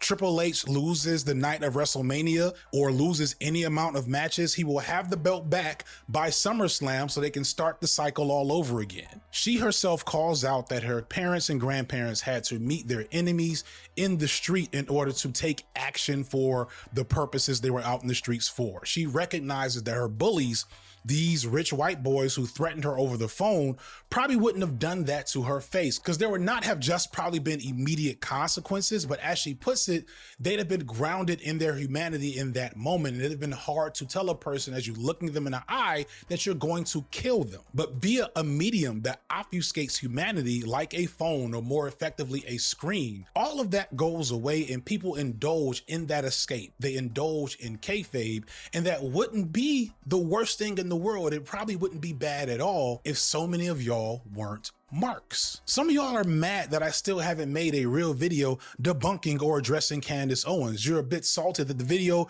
really wasn't about Candace Owens. Why? Going back to that now infamous talk I did with Dr. Ball and some of my peers, the topic of not talking about Candace Owens came up, and we as peers had a civil disagreement that was mostly fine, but there are people in the chat, in the comment section, that were furious. They were big mad that I and others were not interested in kayfabe addressing Candace Owens for the show. Folks were calling me a coward and insinuating that I wasn't doing my job. One said, and I quote, "I'm okay to ignore them, but ignoring them doesn't make them go away." And the video essay does? It's still real to me, damn it! Do y'all know how many Candace Owens is bad and here's why videos there are out there? Literally thousands, probably hundreds of thousands at this point. What has that done to make her go away? Only. Yep. Such a good point. I feel this anytime, like, you know, like Nick Fuentes is brought up, like any of these people, like even Charlie Kirk, of like people who are brought up of like, we need to be watching what they're doing because of like the movement that they're following. It's like, I think it's good to be understanding like where, like the power of the people who are working for these interests that are deeply dehumanizing, like what is going on there and like how they are gaining this sort of power. But like that's kind of been like my mentality, at least with streaming. Like early on, I think I got a comment that was like, why aren't you like reacting as many to like some like right-wing things? And I'm like, I feel like my time, it stresses me out, but also like it is maybe more worth our time, or at least like my perspective of like talking about the things that are constructive, and that it doesn't mean that there aren't people doing that. And I'm like, that's not for me. And so like if people want to do that, they can. I'm not gonna like be like, you can't do that. But like I think it in my mind is like, okay, what can we do to actually make it so that people have are less likely to even be drawn to nefarious actors like that, so that like people actually have their basic needs met. There's like information available, there's education. We're looking toward where we want to be is a good use of time. Yeah, that's at least like my mentality of like, yeah, how, like, what can we be learning in the meantime of like, there isn't a lack of people that are like, oh, I'm gonna like react in funny ways or react in like an impassioned way to like what like right-wing people are doing. And like, I can even think that about like headlines of like, there's so many people that are watching the same like Democracy Now video.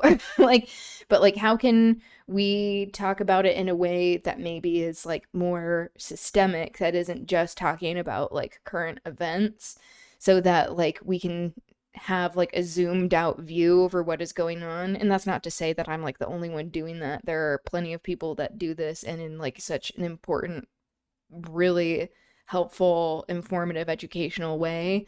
But yeah, it's like, it's not about like, oh, well, they're still going to be like having their power and influence. And it's like, well, if we provide people with an alternative too, so that they aren't as drawn to that kind of thinking, and the people who are the arbiters or like the faces of it, then like there are more options for people to explore. I feel like at the very least, it's easier to find each other when we say out loud that we want something better. I love that. That's such a beautiful way of putting that too. I agree. Mark believes that that's what's happening when I or someone else makes the anti-Candace Owens video. In reality, the opposite is true. Especially me, a person with a relatively large platform, speaks on Candace Owens. All I'm doing is pouring more fuel on the fire that is her reach on this algorithm. There's a reason why I use her face, not just in that video, but a couple of videos over the course of my career, because I know it's algorithmically powerful because people want to talk about her. And the more you talk about her, it's like Voldemort or Candyman, hold on, how many Candymans am I supposed to say? I forgot how many Candymans it was. Hold on 1 second. He's summoning the Candyman. It's 5 times. I'm safe. Everything's cool. That's I haven't seen the most recent Candyman, the one that Jordan Peele made. I heard it was kind of appealing to a white sensibility, so I was like, I'm not that interested. Hello, Bouncy. Did you get a haircut? I did. It's nice of you to notice. It is like a shade darker. It's like slightly more coppery. But yeah, I went for like, I want a triangle head. I want a triangle cut. Because normally with curly hair, that's something they recommend is like avoiding, is not having a triangle haircut. And I was like, you know what? I want to reframe this. I'm going to do this intentionally. So that's what's happening. But that's nice of you to say. How are you doing? Good to see you. Also, I learned from the past couple of streams where I'm like, Bouncy has some really great resources. And I'm like, maybe if I like compiled them and had them in like a command for the bot, that would be helpful. Bella is here. Hello, Bella. Such a sweetie. Say hi to Alice, too, for me. When you see Alice come around. But yeah, so now we have... I can even hear you this time. Hello. Hello, kitties. I normally have to voice it for you.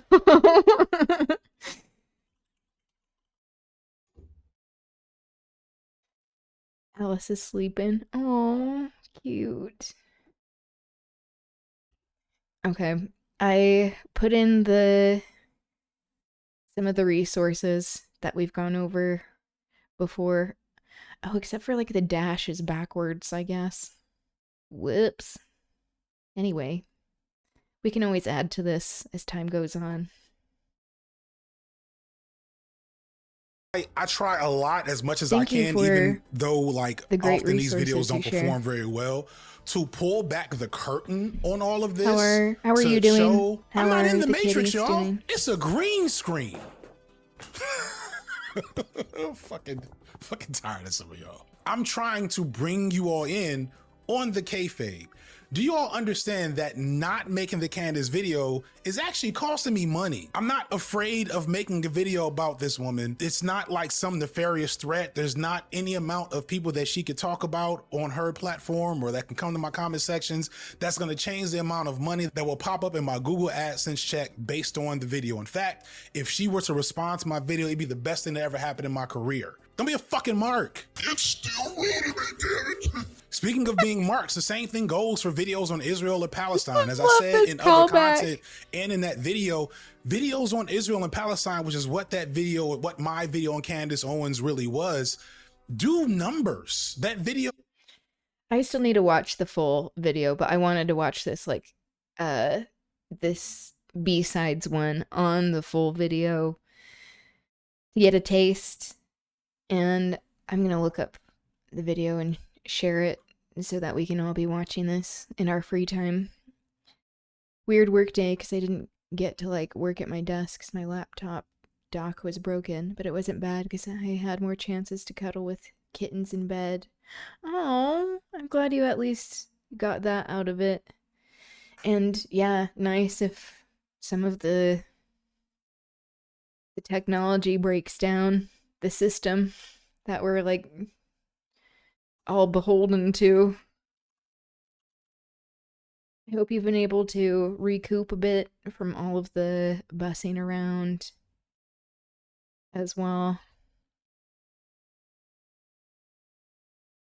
Again, 1 million views in less than a week. That's not easy to do even for me. And it doesn't take much searching on YouTube to recognize that nobody's being suppressed due to talking about that topic. Some of your favorite creators' most watched videos in their entire career are about Israel. It's still rude to me, damn it. Don't be a fucking mark. Now, this is not to say there should never be pushback or education or debunking of right-wing arguments. This is not to say that we shouldn't be talking about Palestine or that every video addressing Israel or Palestine or Candace Owens or insert right-wing rogues gallery here is a cynical thing and that people are grifting. These are important and interesting topics to talk about, which is why I will still make videos related to them when the time comes. And this also isn't to say that some folks don't receive negativity from Zionists online for criticizing Israel, because they do. But I just want to say that all this extra mythologizing, a lot of the stuff y'all hear and take as truth about your favorite creator, risking something about their content creation career on YouTube because they spoke the truth about Palestine, is just mostly not true. The only person I maybe give some respect to is Sean, because he was the first person to make a video about the genocide relatively early after it started, and it was a big main channel video. But beyond that, this is just y'all aggrandizing what it means for your favorite creator to make a video about something you like or think is important. I think a lot of marks want this to be real because they want to feel like doing something when they're not. And unlike wrestling, which happens live and involves live engagement, all of this is happening via screens and comment sections, and not enough creators are doing what they should be doing to break kayfabe and keep people balanced. And again, some of y'all don't want balance. You want kayfabe to be real. One more story before I wrap this. It's so true and profound. Like, I mean, FD has talked about this before of like how he has gotten backlash from people saying like, you aren't creating any videos that are about like Palestine specifically. And he was like, I don't do that because I don't feel like I can speak from a way like with what I do of understanding what my lane is and speaking in a way that I am an authority on the matter. But like he will regularly talk about Palestine and talk about Sudan, talk about the Congo, talk about many places that are under imperialist aggression, and also direct people to creators who can speak to these things, which I think is like such a mature way of even addressing like content creation to begin with. Of like, it shouldn't just be like creating content to create it. It doesn't mean like that's not to like diminish like the importance of talking about these very important things, but also understanding of like, we need to be like elevating more people, especially with lived personal experience and people who have the expertise to be like, no, this is what is going on.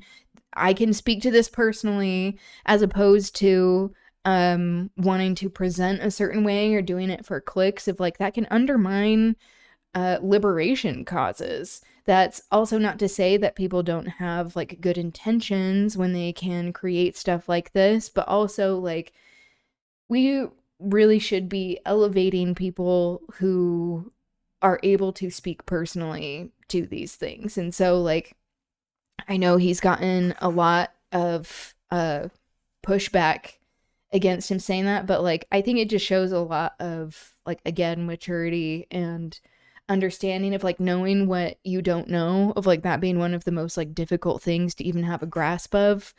And I just really admire that. I shared the YouTube video that he created that is not on Candace Owens, but he is talking more specifically about Palestinian liberation, but in terms of like American politics specifically. I haven't seen the video, but this is like from what he has been saying and what I have gathered. So like he also is understanding and wanting to still continue and be in his lane and being like, this is what I can speak on with this particular issue, still advocating and uplifting voices that can speak to it more specifically. But like I think that balance can be really hard for people to understand in content creation in general that is really mature. Remember when Charlie Kirk was murdered and Ezra Klein wrote that god-awful piece proclaiming that Charlie Kirk did politics the right way, and it was one of the worst things he's ever written? Well, it might be, I don't know. I don't read Ezra Klein. I've probably listened to some of, he's probably not horrible. I just really was annoyed, as I should have been and as many others were, by that particular article, including one Ta-Nehisi Coates, who was coming fresh off a really good run speaking against Israel in the most principled way that he could, pushing more and more toward a somewhat radical politic, which was a change for him considering his record. Coates wrote a scathing rebuke of Klein's horrible article and put him in his place. And then he goes on Klein's podcast and rips him up some more, saying exactly what I wish I'd have had a chance to say to Ezra Klein. And then he hit him with the Sweet Chin music and the 619 and pinned him 1, 2, 3, and his music hits and everything's right in the world. He lifts a belt and he goes to the hospital. And the audience, and myself included, goes wild. Ta-Nehisi Coates schools Ezra Klein. Ta-Nehisi Coates rips Ezra Klein Kirk praise to shreds. Ezra Klein's identity meltdown with Ta-Nehisi Coates, and so on. And meanwhile, at the beginning of this podcast, in a moment that everyone just glosses over, Coates and Klein openly admit at the beginning of the conversation that they're friends, that they had this conversation privately before doing it publicly, that they text regularly. In so many words, they openly admit that this is all literally for show. The Ezra Klein show. This is all kayfabe. And a lot of us either missed that or ignored it because we're marks. Because I can't front. I've never watched Ezra Klein before, but I watched that hoping Ta-Nehisi would do exactly what he did, not considering that I was being worked. It's Jim Duggan and the Iron Sheik, except we know it's not real, but we don't care. And if you came away from that conversation feeling like the record had been corrected on Charlie Kirk's legacy, no, it didn't. Klein, as far as I know, also is still the same guy. Kirk's legacy was already, it's in a weird spot, but I don't think it had anything to do with that particular podcast. What was this conversation other than a product of political entertainment to consume, maybe educate, but ultimately change nothing? It makes sense considering the reality of the political moment that so many people are looking for media that engages with the completely valid anxieties that people are having. It's good that videos can educate, entertain, and provide catharsis to viewers, but that desire to provide or seek out catharsis, in my opinion, crosses a line when folks confuse what catharsis is, the release of negative energy, with praxis, another Greek word that means actually Actually fucking doing something meaningful. The official definition. Doing something meaningful. And so people want me and their other favorite creators to make videos about topics that they know will bring them catharsis. And I'm fine with that. But what I get back from only a few, but far too many people, marks, if you will, is a different type of energy. People that not only don't understand that I'm just some guy in the basement, but get angry when I remind them of that. And I think it's because if I acknowledge that I'm just some guy in the basement, what does that make you? There's nothing wrong with liking takedown and debunk videos. I just finished Jose's umpteenth video about the Daily Wire earlier today, right? Love those videos. Keep them coming, Jose. There's nothing wrong with being entertained or impacted or educated by political media. I get comments and messages all the time from people telling me how I've helped them and more, and I love that. I don't want that to stop. I want to continue doing that for people, and I want to continue getting that from other people's content. I want a folding ideas video about online gambling. Dan, that's right up your alley. It's about time. Go ahead. That's an easy repeat of Line Goes Up. Holla at me. Think Peace Tribe has been teasing the video on furries for when after he graduates. It's been the whole summer think piece. Where we at? Go ahead and run that watch time up. And CJ the X, please. Oh my god, I love Think Peace Tribe. Wow, calling him out. Because he did a class, like, was it a report? Was it a thesis on black furries? And yeah, it has been teased out for a long time, but I'm sure that takes a lot to be creating that video. But there is a captive audience waiting for that. I'm very excited to watch that when he comes out with it. Back to us. Save us. Save us, CJ. The X. CJ the Radical School too, but I'm talking about CJ the X. The purpose of this video, as I know some will try to imply, is not to say that there's no value in online left or political content in general. But I am saying there's something wrong with the way that content is often perceived and produced. Is people mistaking catharsis for praxis? Is people being marks, and nobody likes a fucking mark. The online left probably deserves more credit, in fact, than it's getting, considering how the political landscape is evolving in the last essentially decade since the online left really became a thing.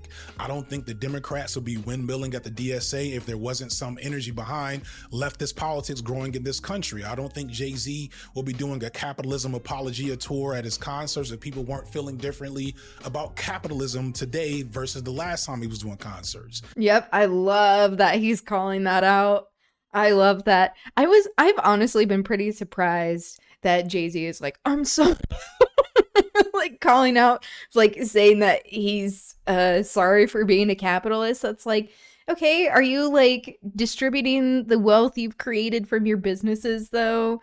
But yeah, that goes to show of like how afraid some of the ruling class have become of this growing class consciousness, especially. It's also not an accident that Jay-Z is doing this after he was mentioned in the Epstein files. So like him wanting to save face. Like I grew up really liking Jay-Z's music. And so there's been like, there a long trajectory there.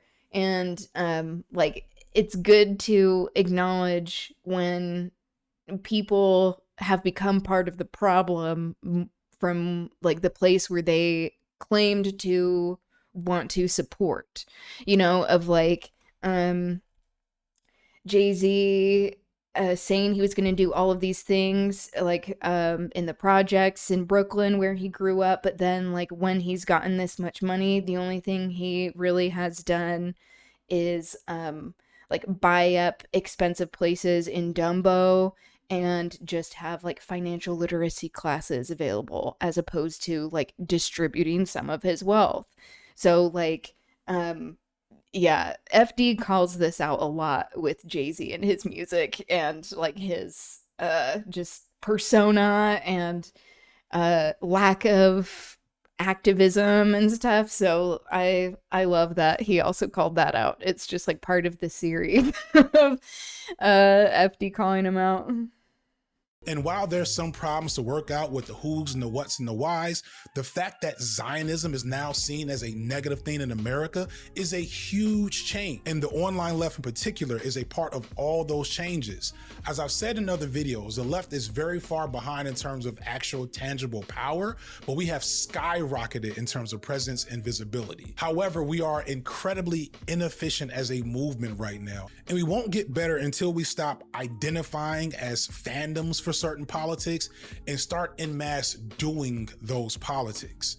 That's why even though I have massive criticisms of the DSA as a whole, it's doing something en masse. Online political fandom is not where politics are done, it's where politics die. And especially now, for as big as my platform is, which again is minuscule on the grand scale, I'm personally just kind of over making grand political statements and people treating it like a promo for Monday Night Raw. I'm tired of people treating what I say in a way that is just not reflective of the reality that my words exist in. I'm at a point where I genuinely think it's irresponsible for me to make too many grand statements about our political reality, because I honestly just don't trust too many of the people in the audience to manage that with maturity and grace. I'd rather talk about sports because I don't think I'll hurt anyone if I say something dumb about a basketball player or a soccer player. And yes, I do think offsides penalties are stupid, and I will do everything I can to change that once I become a big soccer, it's called soccer sports YouTuber. This doesn't mean I'm done making explicitly political videos. First off, if you've been watching me, you know that I go in and out of political stuff, and even when something is not political, I will find the politics in it. I was working on a video about Sudan and the Congo before pivoting to Palestine. By the way, there's two topics that algorithmically don't seem to be getting a lot of traction from a lot of y'all favorite creators, but you know, people want to be be marks, and not with the X. I mean MARKS. I should have said that earlier. Fuck. Politics isn't everything. The editor's like, I got you. The editor, really, they make a great team. Also, I love the insertions, the purple font that's like cursive. Maybe it's not cursive. That's like italicized. That's like, this is what people are seeing because the editor's younger than him. We'll never stop engaging in expressing and trying to educate on my political views, but I have no interest in being Hacksaw Jim Duggan or Iron Sheik to any of y'all. If you are not capable of holding nuance and seeing through kayfabe and recognizing the context in which I exist in as a creator, please don't watch my shit until I become officially a sports tuber. Once I become a sports tuber, come on through for me to talk about sports slop. I'm also, by the way, an aspiring documentarian. Goon World Part 2, it should be out. If not by the time you see this, then definitely within some days after you see this. More on that as we talk about today's sponsor, Nebula. Nebula is an independent streaming service created by YouTubers that has evolved from a place where we get to house videos not treated well by the YouTube algorithm and transformed into a place where some of the internet's most talented creators get to make pretty much whatever we can imagine, and with your help, fund. For me, it's been a few things. A short documentary on the concept of whiteness. There's a video where I briefly talk about the complex masculinity of Tupac, and most recently and significantly, a deep dive into the world of pornography consumption, addiction, and sex work called Goon World. Goon World is exactly the type of project Nebula was made for, as it's just subject matter that won't be allowed to be monetized on YouTube. Trust me, I've tried in the past. But by doing it on Nebula, I get to level things up a bit and work on my terms. I interview psychologists, sexologists, sex workers, OnlyFans models, and actual gooners to dive heavily into what this world that we all know is there but pretend not to see, and how it's actually affecting us in modern society. The first episode is out right now. The second will be out early August, with the final episodes to drop soon after. I have so many other ideas for projects like this that don't work on YouTube as a platform, and Nebula allows me options to bring things to life on my terms, but it can only do that with your help. By signing up, you won't just be helping me and getting access to uncensored and uncut versions of my content. You'll also be getting tons of that from other creators, along with hours upon hours of content from narrative podcasts, original short films, reality shows, travel shows, all independent and all at your fingertips if you follow the QR code on the screen and get 50% off a year subscription. I appreciate that you've made it this far. Thank you so much for that. And thank you to Nebula for sponsoring the video. Peace.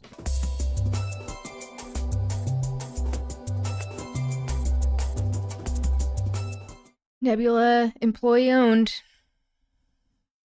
I don't have a Nebula account, but I am going to get one, even if it is just to watch Goon World by FD. I can appreciate like him saying like, I won't talk about politics that much. Yes, he will.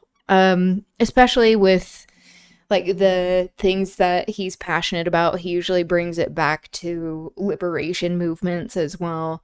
But I really like that he calls out his audience at times of just like the internet in general, of like how it functions and how it is so easy to be performative with shit and not engage in the real work. And that doesn't mean that like it's not important to share information, have education readily available, but actually being engaged in the world with movements and organizing. So I shared that in the chat for some ways to get started with organizing, but that also is not like limited to the many options in how people can get organized. Because like just to see saying that, it doesn't start or end here. Like with me as a streamer, with other streamers, there are plenty of people doing incredible work. So like not to diminish that, but also that it's just a piece for our liberation. All right. Shall we watch this video on Hecate?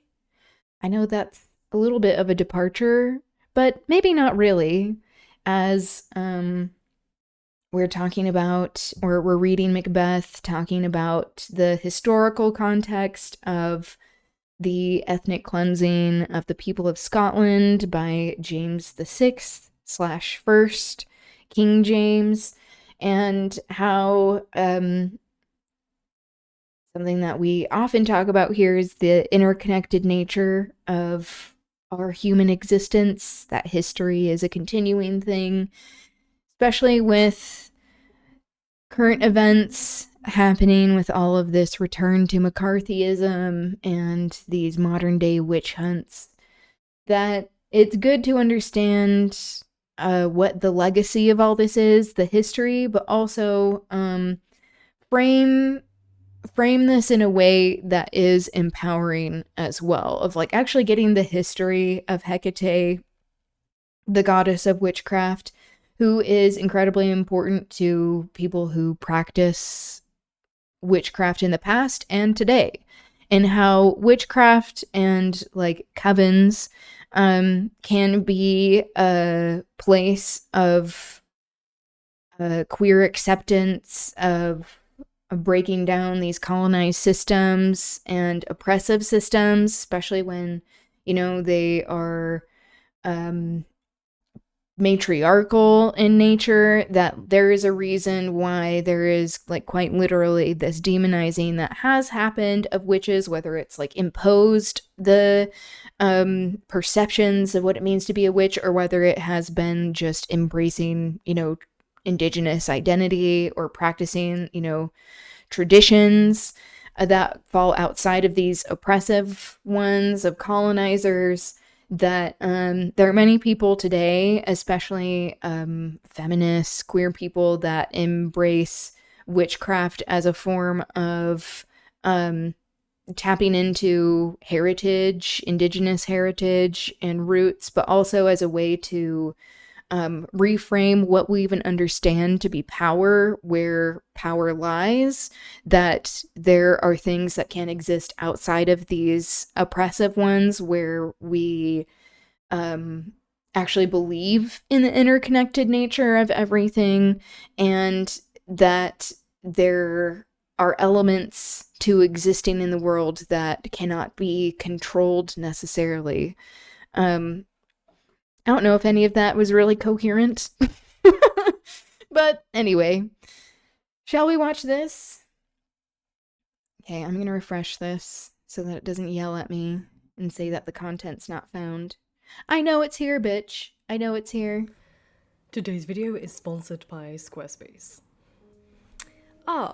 Dark Hecate, the maiden, mother, crone, most commonly known today as the feminine counterpart to the horned god, a concept that was popularized by folklorist Robert Graves in his work, The White Goddess. In this book, Graves theorizes that there's an archetypal triad of goddesses found in mythology of various European cultures. But, with all due respect to Robert Graves, though impressive in many ways, he hasn't got the best reputation when it comes to scholarship, due to his awful habit of actually not bringing in any primary resources to his discussions. Though he's a fantastic novelist and poet, a scholar Graves was not, and The White Goddess, though a fun read, is more akin to a conspiratorial theorist writing than anything related to actual mythology, history, and linguistic scholarship. So, today we're going to move aside the more contemporary misconceptions of Hecate, which have been transmuted through the evolution of more modern paganism, and explore the ancient goddesses of witchcraft, night, and ghosts, and briefly look at how her role has changed and evolved over time, with an emphasis placed on the different elements of her according to the evolving social relations in mythology. And this video is actually a request from Gina and Lemez and a couple of anonymous people from my Google Forms, so thank you very much for requesting this video. And so the much of this first time I mythology met will play Hecate into was actually Macbeth. in Shakespeare's Macbeth as a 10-year-old little girl. You see, the section is in Act I did not 3 know of- that she was going to be talking about Macbeth. I shouldn't be surprised, though, because, you know, she talks about literature. But love that. The weird sisters are scolded by the goddess for going behind her back and conjuring a prophecy for Macbeth without her knowledge. Now, interestingly enough, Hecate is not a fan of Macbeth. She calls him a spiteful and wrathful, wayward son who exploits others for his own ends. And she's not wrong, we all know that. But it's interesting that the judgment of Macbeth by the goddess of witchcraft and the ruler of these quote-unquote wicked, outcast, socially perceived evil witches highlights how truly heinous Macbeth is, and how misunderstood the witches are. So, something I've already mentioned is that according to modern neo-paganism, Hecate is regarded as the mother, the maiden, and the crone, and Graves claims that Hecate was the, quote, original and most predominant ancient triple moon goddess. But I'm afraid he was telling porkies, as this certainly wasn't the case. I mean, for starters, there aren't any ancient sources relating Hecate to the mother, maiden, crone archetype as seen in modern neo-paganism. Artemis and Hecate were classified as maidens, but not all three. And as for the number 3, well, the Greeks loved their numbers, and women do often come in threes. We have, for example, the 3 Moirai, and it was them, not Hecate, who were regarded by the Orphic tradition as representing the 3 divisions of the moon, the crescent, the half, and the full. Not Hecate, and this is all according to the 3rd century BCE grammarian Epigenes, or Epigenes, I've heard it said different ways. So in ancient Greece, it was the Moirai who were seen as depicting the 3 stages of womanhood that the neo-pagans now attribute to Hecate, and what Graves said was the quote-unquote original, but it wasn't Hecate at all, it was the Moirai. So the Moirai consist usually of a young girl, known as the spinner of the thread of life, i.e. they would be the maiden, an older woman, and the measurer, the mother, and then an elderly woman, the cutter, representing birth, active life, and death, and they would be in the crone. So again, we have the Moirai representing the maiden, mother, crone, not Hecate. It wasn't until the late 4th century when the grammarian Servius made an explicit connection between the Moirai and Hecate that her symbolism morphed into their role. So what Servius actually said about these phases and the roles of the Moirai were, quote, "Some call the same goddess Lucina, Diana, and Hecate because they assign to one goddess the 3 powers of birth, growth, and death. Some say that Lucina is the goddess of birth. That is so interesting.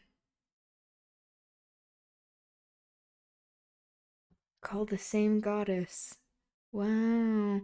So also, that can be, I mean, even though Hecate is a separate character in Macbeth, that like the 3 like weird sisters, the 3 witches, maybe it is symbolic of that. I wonder if like Shakespeare was aware of that phenomenon. Of growth and Hecate of death. On account of this threefold power, they have imagined her as a threefold and 3-form, and for that reason they built temples at the meeting of the 3 roads. Later, in more modern scholarship, we have Jane Ellen Harrison, who loved the idea of female trinities, and she ran home with this idea. And it's very likely that her interpretations of the tripleness of women in ancient Greece resulted in the singular triple moon goddess of Hecate that we have today. So, if we're going to be harsh, we have modern scholars to blame for the contortion of Hecate compared to her, ancient understandings of her, but let's face it, it's pretty cool. So we'll give modern scholars a pass on all this because the contemporary understanding of Hecate is incredible, but it is not exactly how she was presented in ancient Greece. In fact, quite far from it. Well, not that far from it. I'll give you all the deeds. Let's break it down.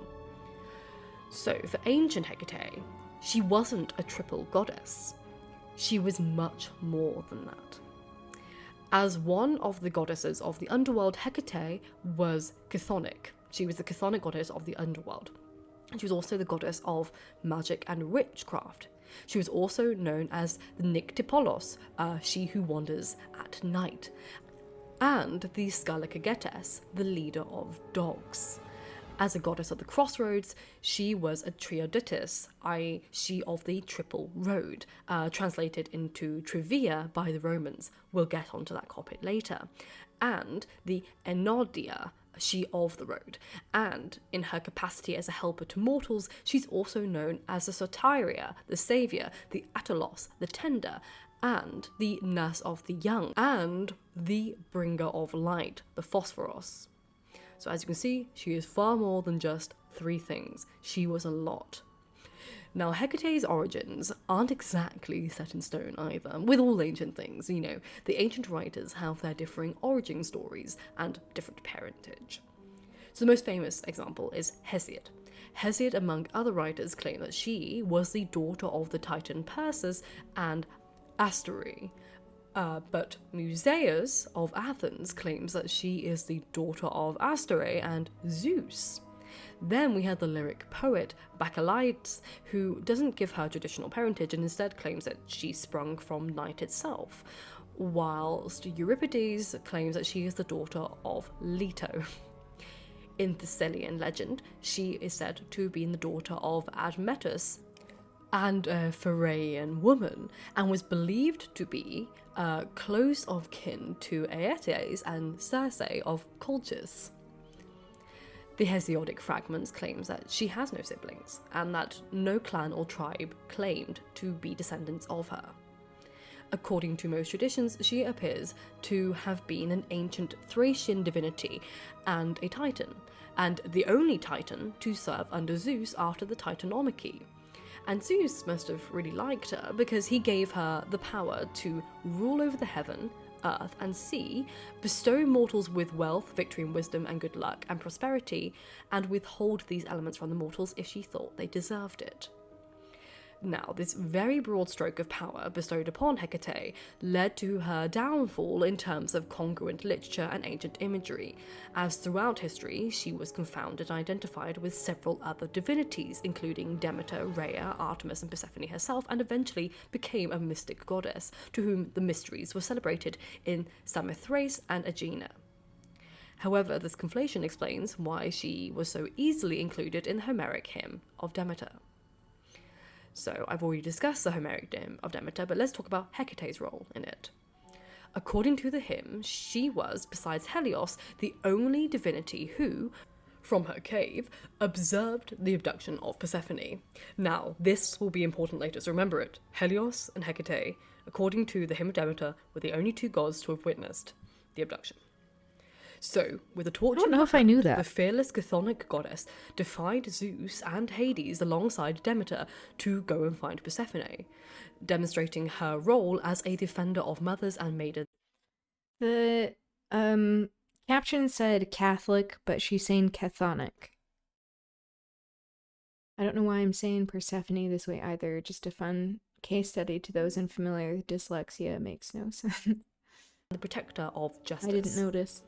After Persephone was found, Hecate remained with her as her attendant and companion, though interestingly enough, she is primarily described as Persephone's companion for when she leaves the underworld, rather than when she's just in the underworld, which is a confusing detail containing, Hecate's role as a deity of the underworld. However, Hecate's role in the myth of Persephone demonstrates her acting upon her crossroads/boundaries role. Hecate's early depiction demonstrates her plethora of functions related to entrances and exits, from geographical borders, city walls, doors and crossroads, to the realms of inside and outside the world of the living. Additionally, as the only free Titan left after the Titanomachy, she became the liminal goddess working between the conventions of the Olympians and the Titans, a feature which was reflected with her epithets within the cults and titles: Apotropia, Enodia, Propylaea, Triodia, and Clydicos. We have a lot to cover about Hecate, so before we get any further, let's take a moment to thank today's sponsor, which is Squarespace. Now, as you know, I've built all my main business websites over the past few years with Squarespace because I love how intuitive and easy it makes website design and layout, and I'm very excited for my new launching happening with my podcast website associated with this channel.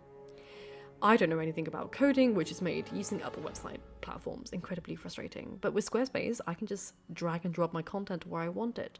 And if you're a creator like me who wants to expand your revenue stream, then Squarespace is an all-in-one platform that makes it easy for you to monetize your content and expertise in a way that fits your brand. Squarespace Member Area lets you sell your courses or classes to your followers, and Squarespace also has an inbuilt email campaign option where you can collect your email subscribers and convert them into loyal customers, all from your website. And the built-in analytics feature gives you insight into who's visiting your site, the traffic sources, the time they spend on your site, most read content, audience, geography, and so much more. So if you want to expand your business or just build a beautiful site for your blogging pleasure, then go to squarespace.com for a free trial. And when you're ready to launch, go to squarespace.com/Lady of the Library to save 10% off your first purchase of a website or domain. Thank you, Squarespace, for sponsoring today's video. And now let's really dissect how Hecate became to be the mother of witchcraft. So, as only a minor character in the stories of Demeter and Artemis, it wasn't until the 5th century BCE that we see Hecate more regularly in Greek art and literature. She's typically portrayed on Greek pottery as a young woman carrying a torch or a key, both reminders of her function as the night deity and a guardian of the gates of Hades, and a goddess of boundaries. On one 5th century BCE Attic vase, we'd see Goddess of boundaries. I need to learn more from her. I try to have decent boundaries, but I'm working on that. It's like this, I mean, she already has gone into the many different spheres and powers and elements of life that Hecate is over. But she clearly is more than just what people think of when they, like the average lay person thinks of with the word witchcraft.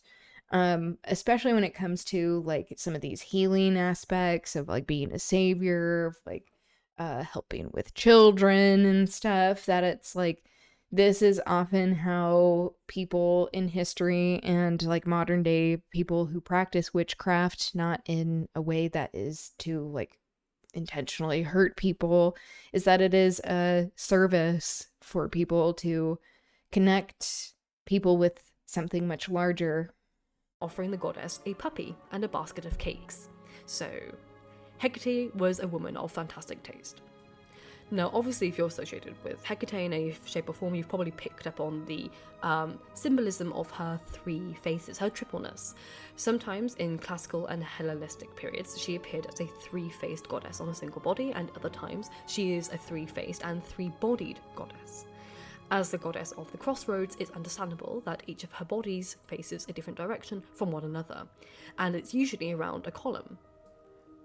Known as the Hecateia, the first example of the triple Hecate form is credited to a figure which guarded the entrance of the Acropolis of Athens, the Hecate Epipri Rigidia, which means on the ramparts, by the 5th century BCE sculptor Alcamenes. The 2nd century BCE Pergamon of Zeus has a three-headed Hecate attacking a snake-like giant, helped by a dog. And because she is the goddess of boundaries, it will be of no surprise to you that it was a common practice to place images of her on city walls, and in particular at city gates, entrances to sacred sites, and the doorway of private homes. So let's talk about her faces. In Egyptian-inspired Greek esoteric writing connected with Hermes Trismegistus, and in the Greek magical papyri of the late antiquity, Hecate is described as having three heads: one dog, one serpent, and one horse. In other representations, her animal heads include those of a cow and a boar. In the Orphic Argonautica, not to be confused with the Artonautica of Apollonius, Hecate is described as having a terrible appearance, either with three bodies and three heads, and one of a horse, the second of a dog, and the third of a lion. I mean, like inspiring terror. So, why these animals? Well, we know that lions have actually been associated with Hecate in early artwork from Asia Minor, as well as in later coins and literature, including the Chaldean oracles. And the most obvious symbol to dissect is the dog head, because sadly, dogs were a major sacrificial animal in ancient Greece, especially for Hecate. I know, we talk a lot about ewes and pigs, but dogs not so much. In Book 23 of the Iliad, we witness Patroclus sacrificing 2 of his 9 dogs by slitting their throats and tossing them into the pyre. The Spartans also slaughtered dogs to ensure victory in battle, for example, and these sacrifices could be large-scale, as demonstrated by archaeologists who in 1937, when excavating in Agora, the main marketplace of Athens, they discovered a well containing bones of hundreds of people, including approximately 450 newborns and more than 100 dogs. Holy shit. According to Lynn M. Snyder, who examined the bones from the well, the infant... Sad. By the way, for people not familiar, Joseph Smith, the founder of Mormonism, would sacrifice dogs.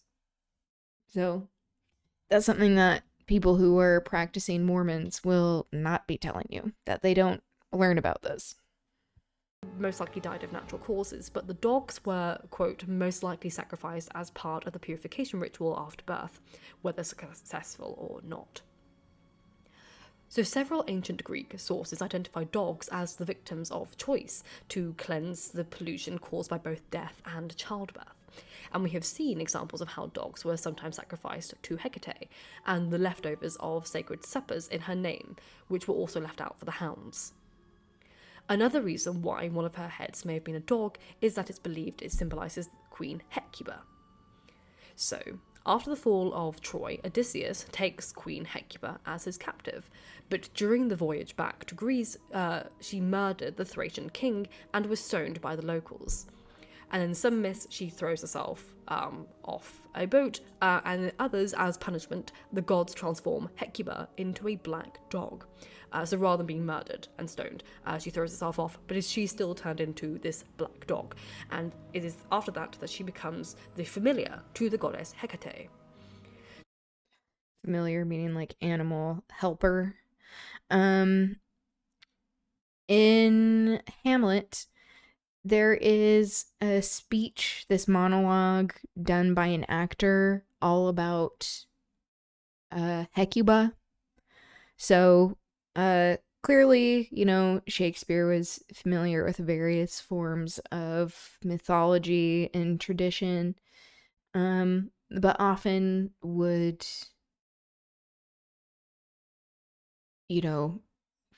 like do reinterpretations of this to justify the story that he was telling. I was going to say something else, but there you go.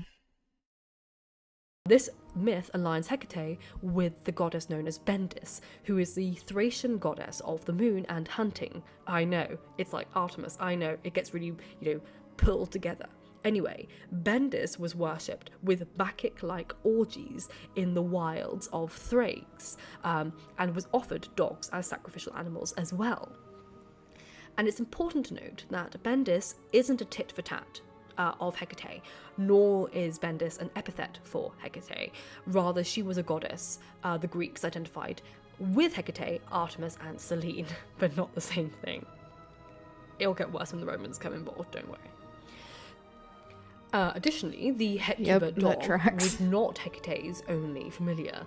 She also had a polecat, or a weasel, who was also known to be the product of a punishment by transformation, though the origins of the polecat, again, have various mythologies. So one myth states that the polecat was actually the metamorphosed witch Gale, who was extremely incontinent and had abnormal sexual desires, resulting in her metamorphosis at the hands of Hecate. Another myth, however, claims that the polecat is the midwife of Alcmena, who was called Galinthias. So, when Alcmena was in labour, Zeus's wife, Hera, was very jealous, and she sent her daughter Eileithyia, the goddess of childbirth, to sit outside Alcmena's bedroom and with her legs crossed and held together by both hands with intertwined fingers, which magically delayed the delivery in order to foil Zeus's plans for the birth of Heracles, aka Hercules. So Alcmena's labour continued for days until Galinthias, in some accounts, aided by the Furies, tricked Eileithyia by announcing the baby's birth. So she said for days. I think she meant like for a number of days. Like there aren't an exact number of days, but the caption said 4 as in the number. Started Eileithyia, who unclasped her hands, and resulting in Heracles' birth. So furious, one of the goddesses, either in some stories it's Hera and others it's Eileithyia, transformed Galinthias into a weasel or a polecat, and the goddess Hecate took pity on her and made her an attendant, and Heracles later built a temple for her. So, how did Hecate evolve over time in Greek mythology to become the Hecate that we know today? As we've already established, Hecate's earliest appearance in literature was Hesiod's Theogony in the 8th century BCE, and was a goddess of great honour, with domains in the sky, the earth, and the sea. Hecate's role in the underworld doesn't really occur until much later in Greek myth tradition, and most notably, it's absent from the Homeric epics during very detailed descriptions of the underworld. However, in much later writings, she does play a core role in the underworld. And her association with the underworld largely evolved from her role as the goddess between the crossroads and boundaries. So over time, this goddess of purifications and expiations became associated with the ruler of the departed, the one responsible for denying or aiding the transition of demons, ghosts, chaos, damage, and intruders. Additionally, she was the protector of the oikos, the household, and was thus supposed to deny bad entities entrance into homes unless it was necessary to balance out the realms. By the 5th century BCE, Hecate had become to be strongly associated with ghosts, which may have been due to her conflation with the Thessalian goddess Enodia, meaning travel, who travelled the earth with retinue of ghosts and was depicted on coinage wearing a leafy crown and holding torches, which was iconography very strongly associated with Hecate. Then by the 3rd century BCE, Hecate's role in the underworld was more deeply established by ancient writers. Theocritus connects Hecate to the underworld through her iconography of the keys, claiming that Hecate was responsible for opening and closing the gates of death. Similarly, the Greek magical papyri considers Hecate to be the guardian of keys to Tartaros, and later Virgil despite noting that Hecate is powerful both in heaven and hell, depicted her accompanied by Stygian gods. And there's a chance that this association of her as a key holder and gatekeeper in the underworld connects her to the many-headed dog of the underworld, Cerberus or Kerberos, who was also in charge of guarding the gates and ensuring people enter the realm of the dead stay there. The only difference between the two is that as a liminal figure, Hecate can also guide souls back to the upper world should they need to or wish to, something which I've already covered in my essay about the Greek afterlife and the underworld. So by the 1st century CE, Hecate's chthonic and nocturnal character led to her becoming more heavily associated with witchcraft, witches, magic, and Hello, sorcery. Stuart Little is my son. In Lucas Welcome. Phasalia, the witch How are you doing? Enrictho invokes Hecate as, quote, Persephone, who is the third and lowest aspect of Hecate, the goddess we witches revere, and describes her as a rotting goddess with a pallid, decaying body. This is how I feel. This is how I feel I appear in my mind. As a non-binary person, like, I'm ripped, but also there are some sagging tits involved. Very speepy. I hope you had a good nap. Who has to wear a mask when she visits the gods in heaven. Then we have a connection with the moon, Hecate, and me, Cinzia. Well, okay, not really me, but my name, Cinzia, which is an epithet for the goddess Diana, who is largely associated with Hecate, and their figures often overlap to the point that they blend into one figure in ancient Italy. So, because of her tripleness, another triple nature Hecate was conflated with was that of the moon, the sky, Diana, hunting and the earth, and then herself, Hecate, the underworld. Hecate's association with Helios, which we touched on, in literary sources and especially in cursing magic, has been cited as evidence for her lunar nature.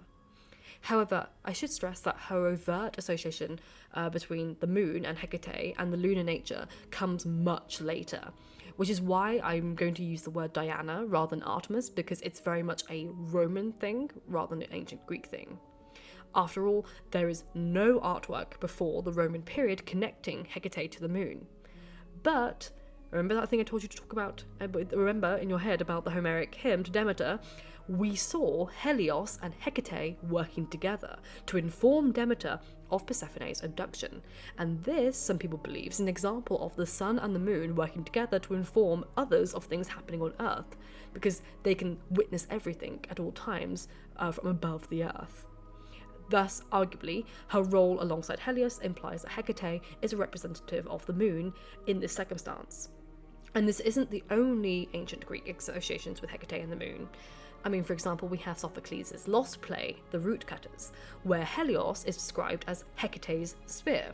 Quote, O sun, our lord and sacred fire, the spear of Hecate of the roads, which she carries as she attends her mistress in the sky.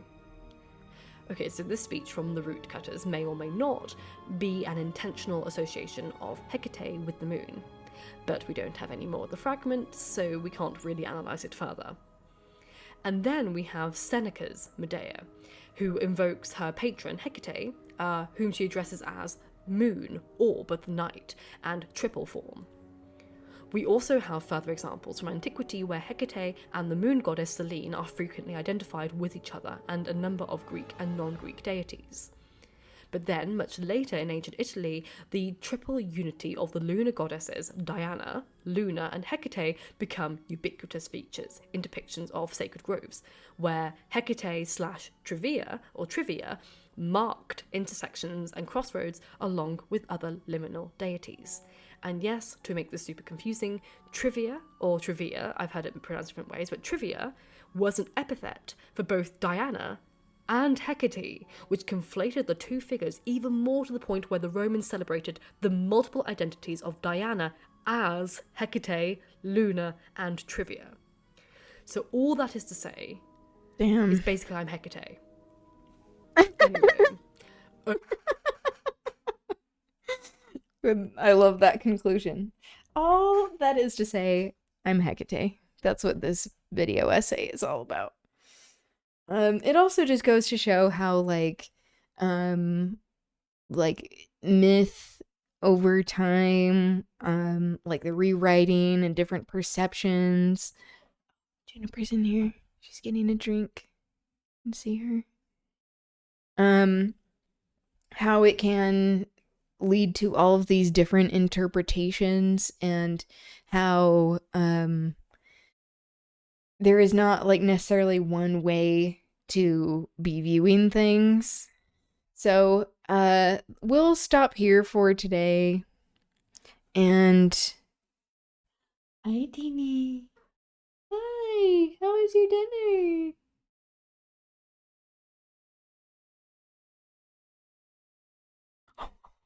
When she gets a drink, there's like little drops of water on her chin. It's so cute. Okay, what was I saying? We'll finish that tomorrow. Then there was another video that I said we were going to watch tomorrow. I don't remember what I said earlier, but I'll go back. I'll look at the VOD. Or it will come to me at some point. Pinnacle of organization and memory over here. Okay. Let's read some Macbeth, shall we? We finished Act 1, where in the previous scene and act, Macbeth was starting to express some doubts about killing King Duncan, and then he talked to Lady Macbeth, who seemingly convinced him again. But also, it does not take a whole lot of convincing for Macbeth, as I've said before, because it's not an accident that, like, his first inclination upon hearing about the prophecy was to be like, oh, does this mean I need to kill the king? Like, it didn't have to happen that way, but you said that. That was already in your mind, so. Anyway, for this scene, we have Banquo, Fleance, and Macbeth. Fleance is new, so I guess I have to come up with a new voice.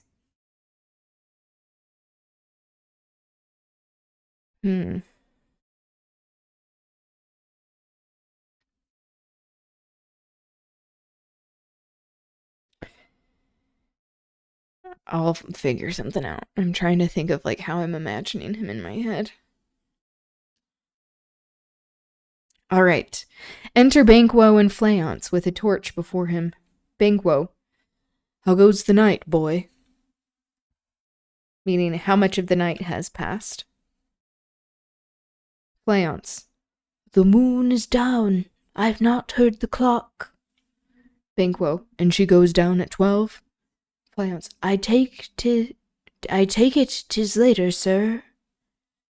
Why am I making him sound like an old man when he just said boy?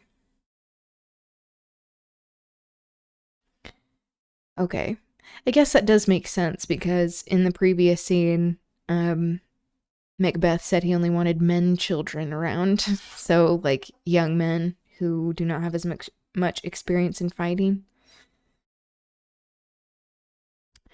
I'll try to give him more youthful vigor.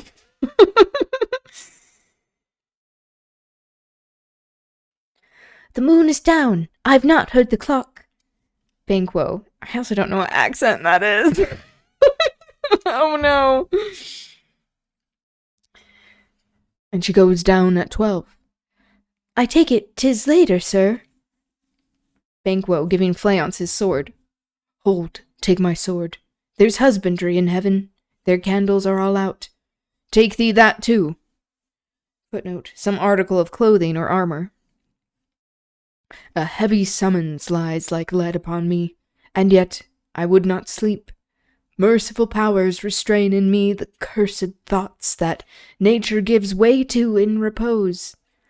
Footnote, angels invoked as protection against demons when he says merciful powers. Enter Macbeth and a servant with a torch. So, cursed thoughts, as he says that, Macbeth walks in. Macbeth. A friend. Banquo. What, sir, not yet at rest? The king's abed. He hath been in unusual pleasure, and sent forth great largesse to your offices. Saying his household departments. This diamond he greets your wife withal by the name of most kind hostess, and shut up in measureless content. Macbeth. Being unprepared, our will became the servant to defect, which else should free have wrought. Footnote. Our desire to entertain the king liberally was constrained by the fact that we were unprepared, or deficient. Defect meaning deficiency.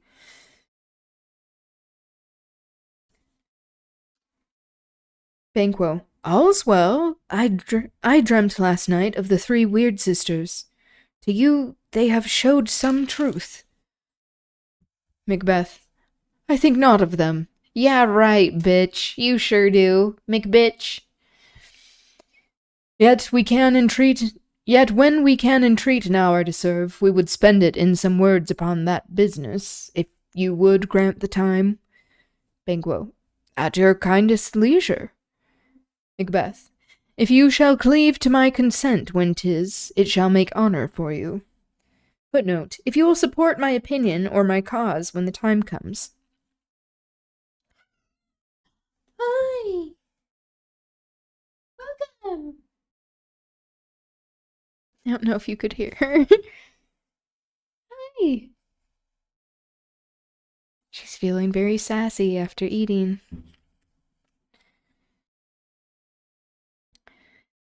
Banquo. So I lose none, meaning provided I lose none, in seeking to augment it, but still keep my bosom franchised and allegiance clear, I shall be counselled, meaning receptive. Come here.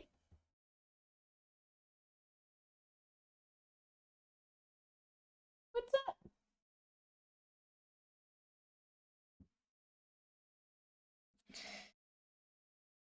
Macbeth. Good repose the while.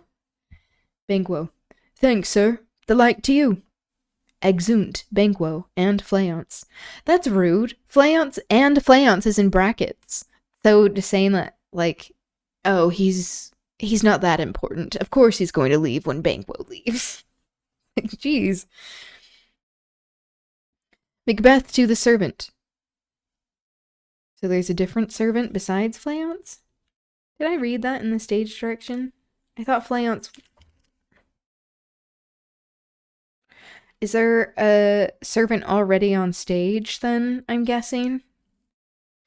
Because it says who enters, and so they're usually, that means, like, coming off stage and going on, but unless that means, like, a servant was already on stage when, like, the scene went up.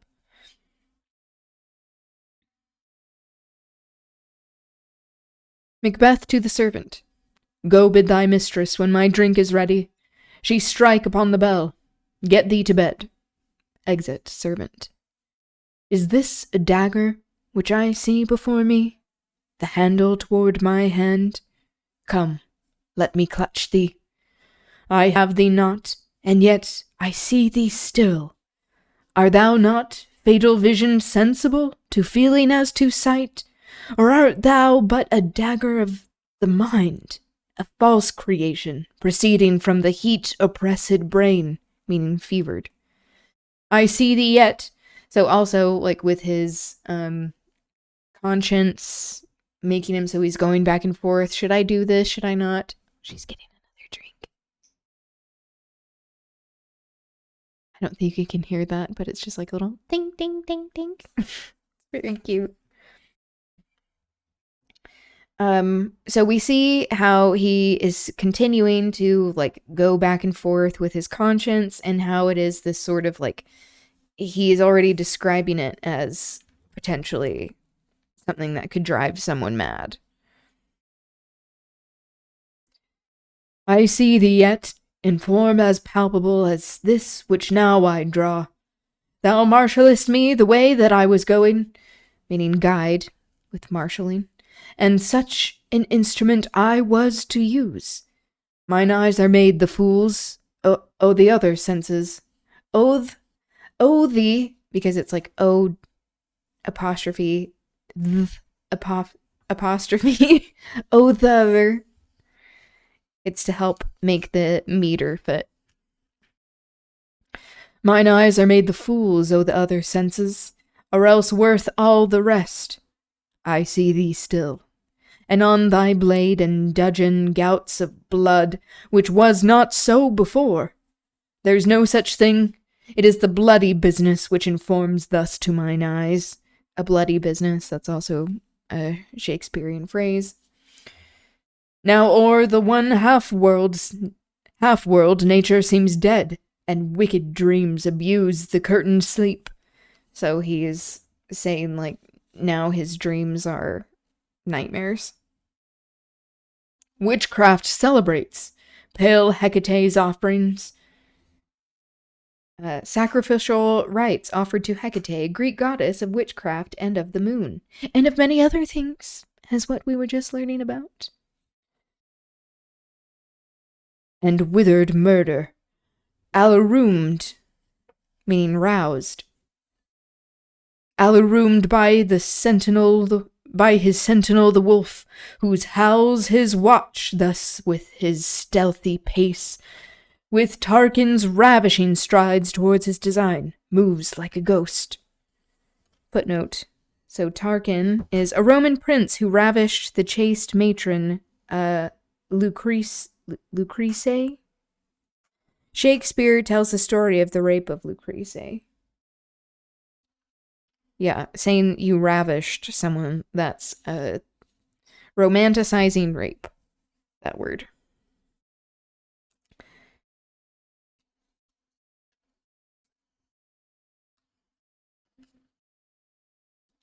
So with his ravishing strides towards his design, so he's even admitting that it's like an evil thing of like what Tarquin did of, doing something to someone that is against their consent. So in this case, taking the life of King Duncan. Hello!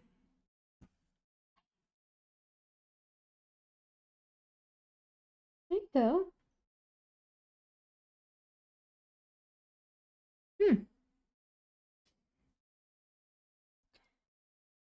Thou sure and firm-set earth, hear not my steps which way they walk, for fear thy very stones prate of my whereabout, and take the present horror from the time, which now suits with it. Whiles I threat, he lives. Words to the heat of deeds too cold breath gives. A bell rings. So he's saying, like, he's very paranoid, essentially. That's what's going on. He's worried, like, he's saying to the stones, please don't reveal my whereabouts. I go, and it is done. The bell invites me.